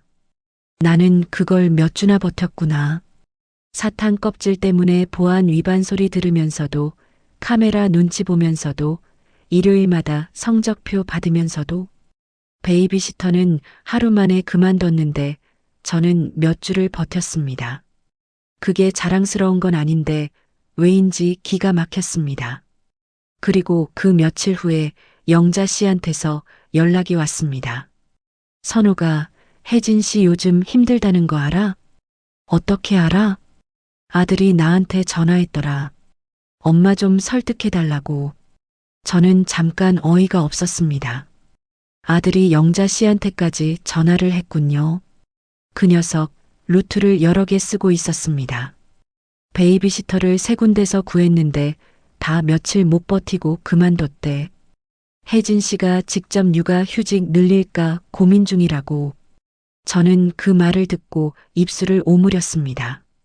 육아 휴직을 늘린다. 그 말은 며느리가 회사를 잠깐 더 쉰다는 뜻인데 그게 며느리한테 얼마나 큰 결정인지는 알았습니다. 커리어를 중요하게 생각하는 사람이라는 걸 저도 알고 있었으니까요. 그렇게까지 됐구나 싶었습니다. 선우가 나는 내 편이야. 그건 변함없어. 영자 씨가 말했습니다. 근데 솔직하게 한마디만 할게. 해봐. 손주는 어떤가? 저는 그 말에 잠깐 멈췄습니다. 손주, 괜찮겠지. 괜찮겠지가 아니라 내가 보기엔 어떤가 묻는 거야. 저는 대답을 못했습니다. 솔직히 손주가 어떤지 몰랐습니다. 아들 전화를 받을 때 아이 소리가 들리긴 했는데 목소리를 제대로 들은 게 아니었으니까요. 그리고 그때부터 손주 생각이 더 자주 났습니다. 어떻게 지내고 있을까? 낯선 베이비시터들이 왔다 갔다 하는 사이에서 아이는 어떤 얼굴이었을까? 아이는 낯가림이 있는 편이었습니다. 처음 보는 사람 앞에서는 잘 웃지 않았습니다. 저도 처음 몇 주는 그냥 바라보기만 하다가 서서히 다가왔던 아이였는데 그 아이가 매일 다른 사람을 만났을 거라는 생각이 드니 마음이 좋지 않았습니다. 저는 그 생각을 떨쳐내려고 청소를 시작했습니다. 집이 깨끗해지면 잡생각이 줄어드니까요. 걸레질을 하면서도 창문을 닦으면서도 손주 생각이 났습니다. 그 즈음에 아들이 직접 집으로 찾아왔습니다. 일요일 오후였습니다. 배를 누르는 소리를 듣고 나가보니 아들이 서 있었습니다. 손에 뭔가를 들고 있었습니다. 가방이었습니다. 제가 좋아하는 빵집 빵이 들어 있었습니다. 저는 그걸 보고 아무 말 없이 문을 열어줬습니다. 아들이 들어와서 식탁에 앉았습니다. 빵을 꺼내서 접시에 올려놓았습니다.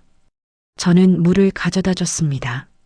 한참 둘 다 말이 없었습니다. 아들이 먼저 빵을 하나 뜯으면서 말했습니다. 엄마, 밥은 먹고 있어? 먹고 있어. 잠은 잘 자? 잘 자. 또 침묵이 흘렀습니다. 아들이 빵을 씹으면서 창밖을 봤습니다. 저는 그 옆모습을 봤습니다. 제가 낳은 얼굴인데 오늘은 좀 낯설어 보였습니다. 많이 피곤한 것 같았습니다. 눈밑이 좀 꺼져 있었습니다. 아들이 말했습니다. 엄마한테 사실대로 말할게. 저는 빵을 집으려던 손을 내렸습니다. 혜진이가 요즘 많이 힘들어. 저는 말없이 들었습니다. 베이비시터를 세 군데서 구했는데 한 곳은 하루, 한 곳은 사흘, 한 곳은 나흘 만에 그만뒀어. 저는 영자 씨한테 들었던 것보다 더 구체적인 숫자를 들었습니다. 하루, 사흘, 나흘. 왜 그만뒀는데? 아들이 말을 고르는 것 같았습니다. 혜진이 매뉴얼이 너무 세밀하다고. 한 곳은 화장실 가는 시간도 기록하라고 했더니 그냥 나갔대. 저는 숨을 들이켰습니다. 화장실 가는 시간도 기록하라고 했군요. 저는 그런 항목은 없었는데 매뉴얼이 또 업데이트된 모양이었습니다. 혜진이가 직접 보고 있어. 지금은 회사는 재택으로 돌리고 아이 옆에서 노트북 펴놓고 일하면서 동시에 보고 있어. 저는 그 장면이 머릿속에 그려졌습니다. 노트북 화면을 보다가 아이를 보다가 다시 노트북을 보다가 그게 얼마나 힘든 일인지 모르지 않았습니다. 아이를 보면서 일을 한다는 건 사실 아이도 제대로 못 보고 일도 제대로 못하는 겁니다. 엄마, 아들이 저를 봤습니다. 혜진이가 엄마한테 미안하다고 했어.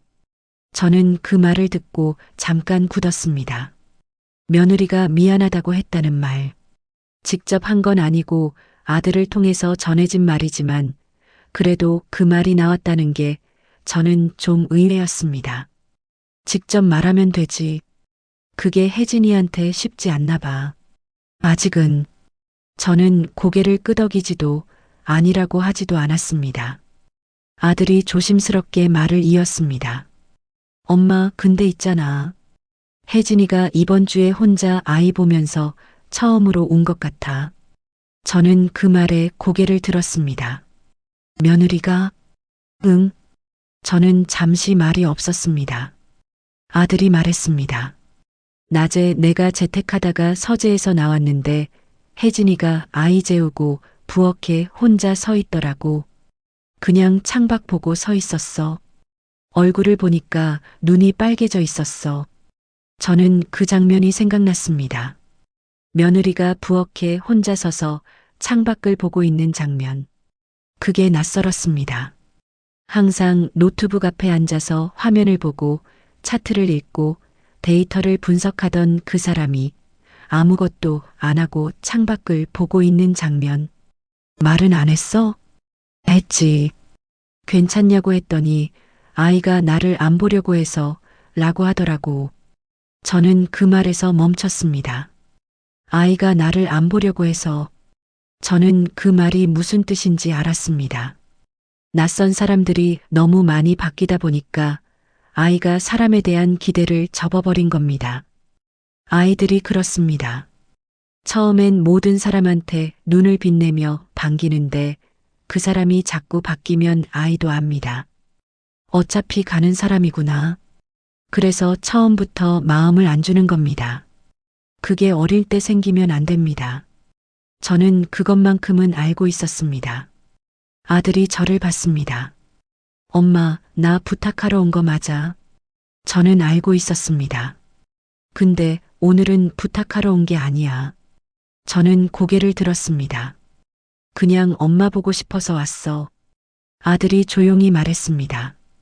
저는 그 말에 잠깐 뭔가가 올라오는 게 느껴졌습니다. 부탁하러 온 게 아니라 보고 싶어서 왔다는 말. 그 말이 왜 이렇게 오래간만에 들리는 것 같은지 모르겠습니다. 저는 빵을 하나 뜯어서 아들 앞에 놓았습니다. 먹어.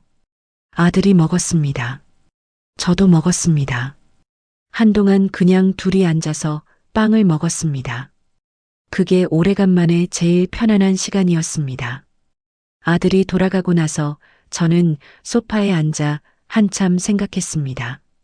며느리가 울었다는 말이 자꾸 머릿속에 남았습니다. 그리고 아이가 사람을 안 보려고 한다는 말도 저는 그게 마음에 걸렸습니다. 매뉴얼이 문제가 아니었습니다. 숫자가 문제가 아니었습니다. 아이한테 필요한 건 그 어떤 데이터에도 잡히지 않는 것이었습니다. 익숙한 냄새, 늘 같은 자리에 있어주는 사람, 까꿍을 해도 항상 같은 얼굴로 나타나주는 사람. 그게 있어야 아이가 웃습니다. 그게 할머니인 겁니다.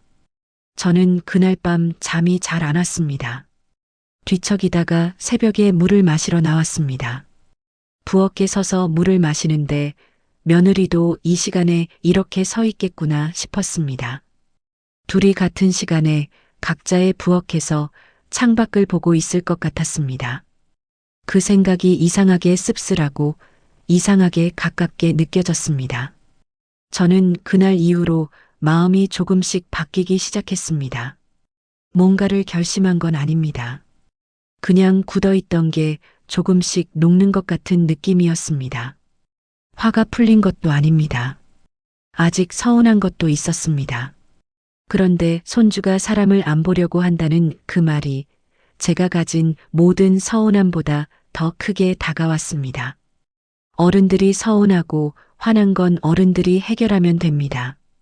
그런데 아이한테 생긴 건 다릅니다. 아이한테 한번 자리가 잡히면 그게 오래 갑니다. 저는 그게 싫었습니다. 며느리도 싫을 겁니다. 아마 며느리도 그래서 울었을 겁니다. 완벽한 매뉴얼을 만들었는데 그 매뉴얼을 따르는 사람이 하루도 못 버티고 아이는 마음 문을 닫고 있고 그 빈자리가 뭔지 처음으로 느꼈을 겁니다. 저는 그 빈자리가 뭔지 알았습니다. 며칠 동안 그 빈자리가 뭔지 몰랐던 게 바로 며느리의 문제였으니까요. 그걸 이제 알기 시작한 거라면 뭔가 달라질 수 있을 것 같기도 했습니다. 달라질 수 있을 것 같다는 것과 달라질 거라는 것은 다릅니다. 저는 아직 확신이 없었습니다. 그래도 그날 밤은 물을 다 마시고 다시 누웠습니다. 눈을 감으니까 손주 얼굴이 보였습니다. 낯선 사람들 사이에서 혼자 조용히 앉아 있을 것 같은 그 얼굴. 저는 눈을 감은 채로 중얼거렸습니다. 할머니 간다. 아직은 아니지만 곧. 그 말을 하고 나서야 잠이 왔습니다. 며느리가 찾아온 건 토요일 오전이었습니다. 초인종 소리를 듣고 나가보니 혼자였습니다.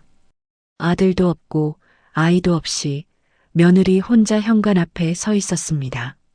손에는 아무것도 들지 않았습니다. 노트북 가방도 서류도 태블릿도 없었습니다. 그냥 두 손을 모으고 서 있었습니다. 저는 그 모습을 보고 잠깐 멈췄습니다. 며느리를 처음 봤을 때부터 지금까지 그 사람이 빈손으로 어딘가에 서 있는 걸 본 기억이 없었습니다. 항상 뭔가를 들고 있었습니다. 가방이든 핸드폰이든 노트북이든 뭔가를 들고 있는 사람이었는데 오늘은 빈손이었습니다. 저는 말없이 문을 열어줬습니다. 며느리가 들어오면서 말했습니다. 어머니, 실례해도 될까요? 존댓말은 늘 했지만 오늘은 어딘가 달랐습니다. 평소에 며느리 말투는 정확하고 군더더기가 없었습니다. 그런데 오늘은 조심스러웠습니다. 저는 들어와 하고 거실로 안내했습니다. 며느리가 소파에 앉았습니다. 저는 맞은편에 앉았습니다. 한동안 아무 말이 없었습니다. 며느리가 무릎 위에 올려놓은 두 손을 내려다봤습니다. 저는 그 손을 봤습니다.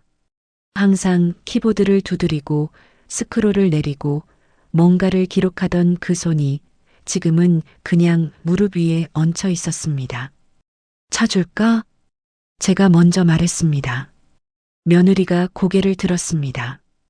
괜찮아요, 어머니. 그리고 다시 잠깐 침묵이 흘렀습니다. 며느리가 입을 열었습니다. 어머니, 드릴 말씀이 있어서 왔어요. 저는 고개를 끄덕이면서 기다렸습니다. 며느리가 숨을 한번 들이쉬었습니다. 사과드리러 왔어요. 저는 그 말을 듣고 아무 반응도 하지 않았습니다. 반응을 안 한 게 아니라 반응이 바로 나오지 않았습니다. 며느리의 입에서 사과라는 단어가 나올 거라고 생각하지 못했습니다. 며느리가 계속 말했습니다. 제가 어머니를 부하 직원처럼 대했어요. 목소리가 약간 떨렸습니다. 매뉴얼 드리고 성과 측정하고 활동비 조정하고 그게 어머니한테 얼마나 상처가 됐을지 저는 그 생각을 못했어요. 저는 그 말을 들으면서 뭔가 마음속에서 움직이는 게 느껴졌습니다. 화가 풀리는 것도 아니고 서운함이 사라지는 것도 아닌데 뭔가가 움직이는 느낌이었습니다. 며느리가 말을 이었습니다. 이번에 제가 직접 아이를 보면서요. 잠깐 멈췄습니다. 데이터에 안 잡히는 게 있다는 걸 알았어요. 저는 그 말에 귀가 조금 더 열렸습니다. 아이가 베이비시터 선생님들 오실 때마다 눈을 안 맞추더라고요. 처음엔 낯가림인가 했는데 시간이 지나도 안 나아지고 오히려 더 심해지고 며느리가 잠깐 눈을 내려깔았습니다. 그러다가 어느 날 제가 아이한테 까꿍했는데 저는 그 단어에서 멈췄습니다. 까꿍. 아이가 안 웃더라고요. 며느리 목소리가 거기서 갈라졌습니다. 저는 그 목소리를 들으면서 시선을 창밖으로 돌렸습니다. 며느리가 우는 걸 뻔히 쳐다보는 게 맞지 않는 것 같아서요. 저는 그 순간 알았어요. 제가 뭔가 잘못하고 있다는 걸. 저는 말없이 듣고 있었습니다. 어머니가 계실 때는 난 내내 웃었거든요. 홈캠으로 봤을 때 아이가 제일 크게 웃는 게 까꿍할 때였어요. 그런데 그게 어머니가 하는 까꿍이라서였다는 걸 저는 너무 늦게 알았어요. 며느리가 잠깐 손으로 눈 아래를 눌렀습니다. 저는 그 모습을 곁눈으로 봤습니다. 우는 사람이 맞았습니다. 그런데 소리를 내지 않으려고 꾹 참고 있는 것 같았습니다. 그게 며느리답다 싶었습니다. 울면서도 소리를 참는 사람. 저는 자리에서 일어났습니다. 부엌으로 가서 물을 한 잔 가져왔습니다. 며느리 앞에 내려놓았습니다. 며느리가 고개를 들었습니다. 눈이 빨개져 있었습니다. 감사합니다, 어머니. 저는 다시 앉았습니다. 한동안 둘 다 말이 없었습니다. 며느리가 물을 한 모금 마셨습니다. 저는 그 사이에 뭔가를 정리했습니다. 마음속에서요. 서운한 것, 화났던 것, 억울했던 것들이 다 없어진 건 아닙니다. 그런데 그것들을 지금 다 꺼낼 필요가 있는지 생각해 봤습니다. 꺼내면 뭐가 되나? 며느리가 더 힘들어지고, 저도 더 힘들어지고, 그러면 결국 손해는 손주가 보는 겁니다. 저는 그 생각을 했습니다. 그리고 입을 열었습니다. 혜진아, 며느리가 저를 봤습니다. 사과는 받을게. 며느리가 작게 고개를 숙였습니다. 고맙습니다, 어머니. 저는 계속 말했습니다. 그런데 내가 한 가지 말해도 될까? 네, 말씀해 주세요. 저는 잠깐 생각을 다듬었습니다. 나는 혜진이가 나쁜 사람이라고 생각한 적은 없어. 며느리가 눈을 깜짝했습니다. 그냥 방식이 달랐던 거지. 혜진이는 정확한 걸 좋아하고 나는 느슨한 걸 좋아하고 그 둘이 부딪힌 거야. 며느리가 말했습니다. 그래도 제가 너무했어요. 저는 부정하지 않았습니다. 너무하긴 했지. 솔직하게 말했습니다. 그랬으니까요. 활동비 깎는다는 말은 그건 좀 심했어. 며느리가 눈을 내려깔았습니다. 네. 그건 제가 정말 잘못했어요. 저는 그 말을 듣고 잠깐 숨을 내쉬었습니다. 뭔가 오래 막혀 있던 게 조금 뚫리는 것 같았습니다. 그리고 한 가지 더. 며느리가 저를 봤습니다. 나는 다시 그 집에 인턴으로는 안 가. 며느리가 잠깐 눈빛이 흔들렸습니다. 저는 계속했습니다. 매뉴얼은 참고는 할 수 있어. 아이한테 중요한 것들, 음식이라든지 수면이라든지, 그건 맞춰보려고 노력할게. 그런데 보고서는 못 써. 피드백 시간도 못 해. 그건 나한테 안 맞아. 며느리가 바로 말하지 않았습니다. 잠깐 생각하는 것 같았습니다. 그 잠깐이 길었습니다. 저는 기다렸습니다. 며느리가 말했습니다. 네, 어머니. 그게 전부였습니다. 길게 설명하지 않았습니다. 그냥 네, 어머니. 저는 그 두 마디가 꽤 마음에 들었습니다. 그리고 혜진아. 네. 아이 깍꿍하는 방법 알려줄까? 며느리가 멈췄습니다. 저는 진지하게 말했습니다. 입을 뒤집어 쓰고 짜잔하는 게 제일 잘 웃어. 그런데 너무 빨리 나오면 안 되고 좀 뜸을 들여야 해. 기다리다가 나올 것 같은데 안 나오는 그 순간에 더 크게 웃거든. 며느리가 저를 보다가 처음으로 웃었습니다. 그냥 웃음이었습니다. 데이터도 없고 평가도 없는 그냥 웃음이었습니다. 저는 그 웃음을 보고 나서 생각했습니다. 이 사람도 웃을 줄 아는 사람이었구나. 웃으니까 다르게 보였습니다. 그날 저녁 며느리가 돌아가고 나서 저는 한참 소파에 앉아 있었습니다. 영자 씨한테 전화를 했습니다. 오늘 며느리 왔다 갔어. 뭐래? 사과하러 왔어. 영자 씨가 잠시 말이 없었습니다. 진짜? 응. 그래서 너는? 받았지. 영자 씨가 말했습니다. 완전히 받은 거야? 아니면 일단 받은 거야? 저는 잠깐 생각했습니다. 일단 받은 거야. 완전히는 아직? 그게 솔직한 거네. 응. 영자 씨가 말했습니다. 그래도 잘했다, 선호가. 저는 창밖을 봤습니다. 날이 저물고 있었습니다. 영자야, 나 다음 주에 그 집 가볼까 해. 그래. 아이가 사람 안 보려고 한다는데 그게 마음에 걸려서. 영자 씨가 잠깐 있다가 말했습니다. 너 그 얘기 듣고 벌써 마음 움직인 거잖아. 저는 부정하지 않았습니다. 할머니는 어쩔 수 없나 봐. 영자 씨가 웃었습니다. 저도 웃었습니다. 그렇습니다. 어쩔 수 없습니다. 다음 주가 됐습니다. 저는 그 집 문 앞에 섰습니다. 배를 누르기 전에 잠깐 멈췄습니다.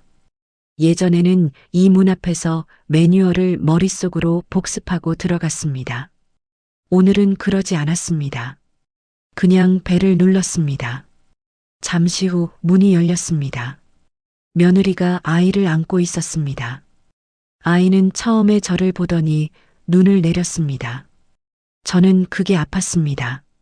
예전에는 저를 보면 두 팔을 뻗던 아이가 지금은 눈을 내리고 있었습니다.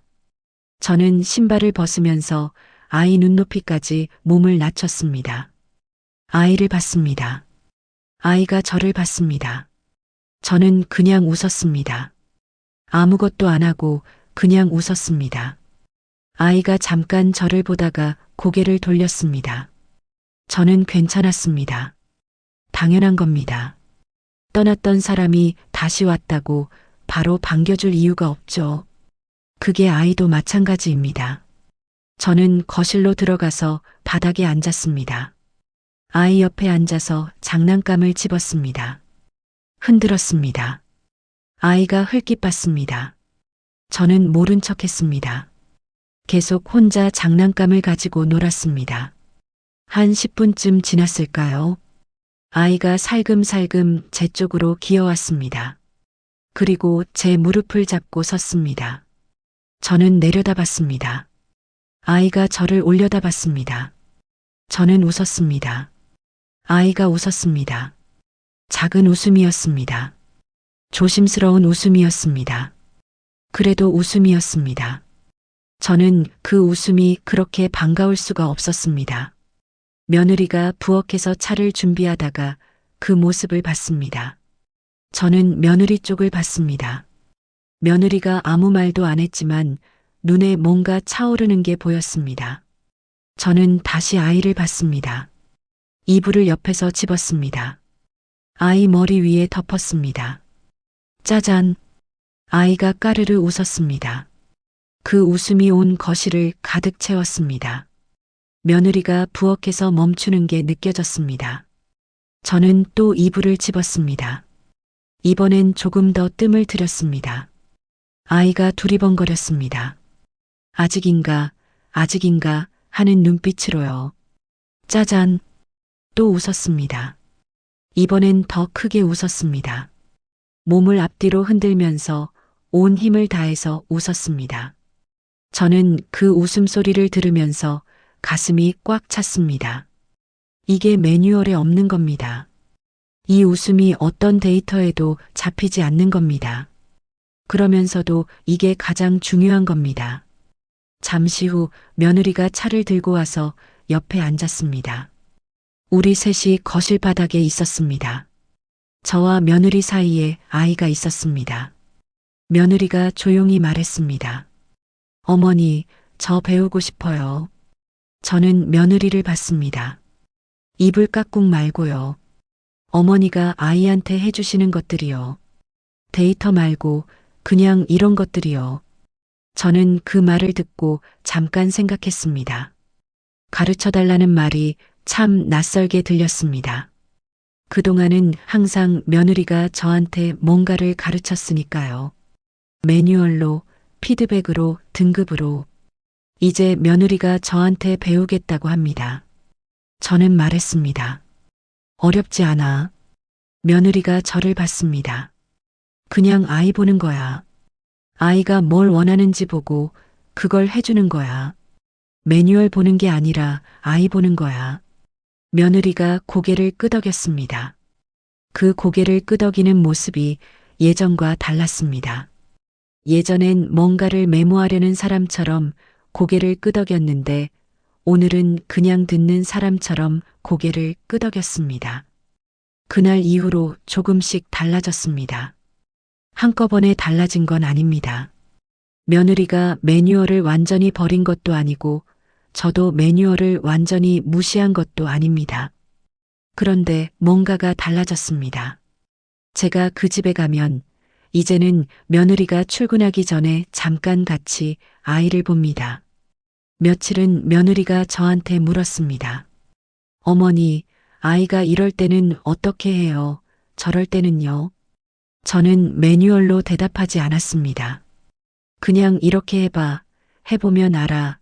그렇게 대답했습니다. 며느리가 처음엔 좀 답답해했습니다. 뭔가 정확한 답을 원하는 사람이니까요. 그런데 몇 번 해보더니 알겠다는 표정이 됐습니다. 말로 설명이 안 되는 걸 몸으로 알게 된 것 같았습니다. 일요일 저녁에 피드백 시간은 없어졌습니다. 대신 저녁을 같이 먹는 날이 생겼습니다. 밥을 먹으면서 아들이 오늘 아이가 어땠다는 얘기를 하고 제가 오늘 이런 일이 있었다는 얘기를 하고 며느리가 웃으면서 그게 우리 애 맞냐고 하고 그런 시간이 생겼습니다. 보고서가 아니라 이야기였습니다. 숫자가 아니라 웃음이었습니다. 그게 훨씬 좋았습니다. 활동비는 그 후로 말이 없었습니다. 저는 먼저 꺼내지 않았고 며느리도 꺼내지 않았습니다. 어느 날 아들이 조용히 봉투를 건넸습니다. 저는 열어보지 않고 서랍에 넣었습니다. 그게 삭감이 됐든 아니든 그 숫자가 이제 중요하지 않았습니다. 중요한 건 다른 데 있었으니까요. 그러던 어느 날이었습니다. 손주가 저한테 처음으로 말을 했습니다.